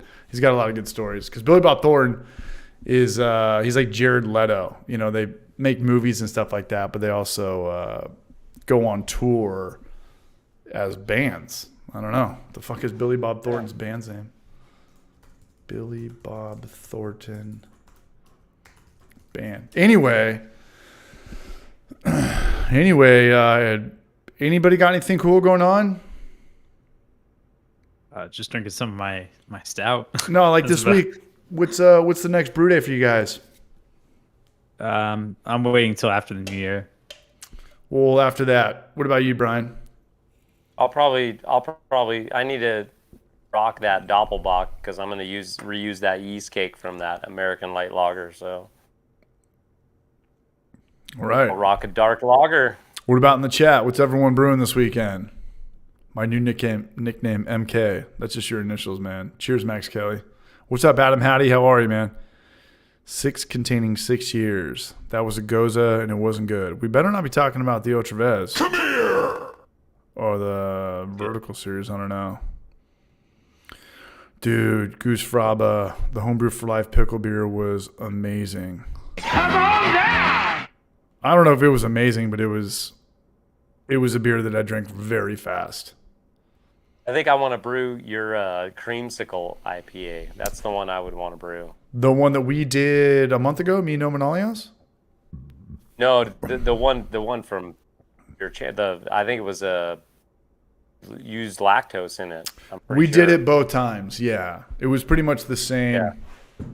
Pretty much the same recipe, but yeah, that was a great beer. That was a really good beer. I just I've just burned myself out on it. I've got about maybe a gallon and a half or 2 gallons left. And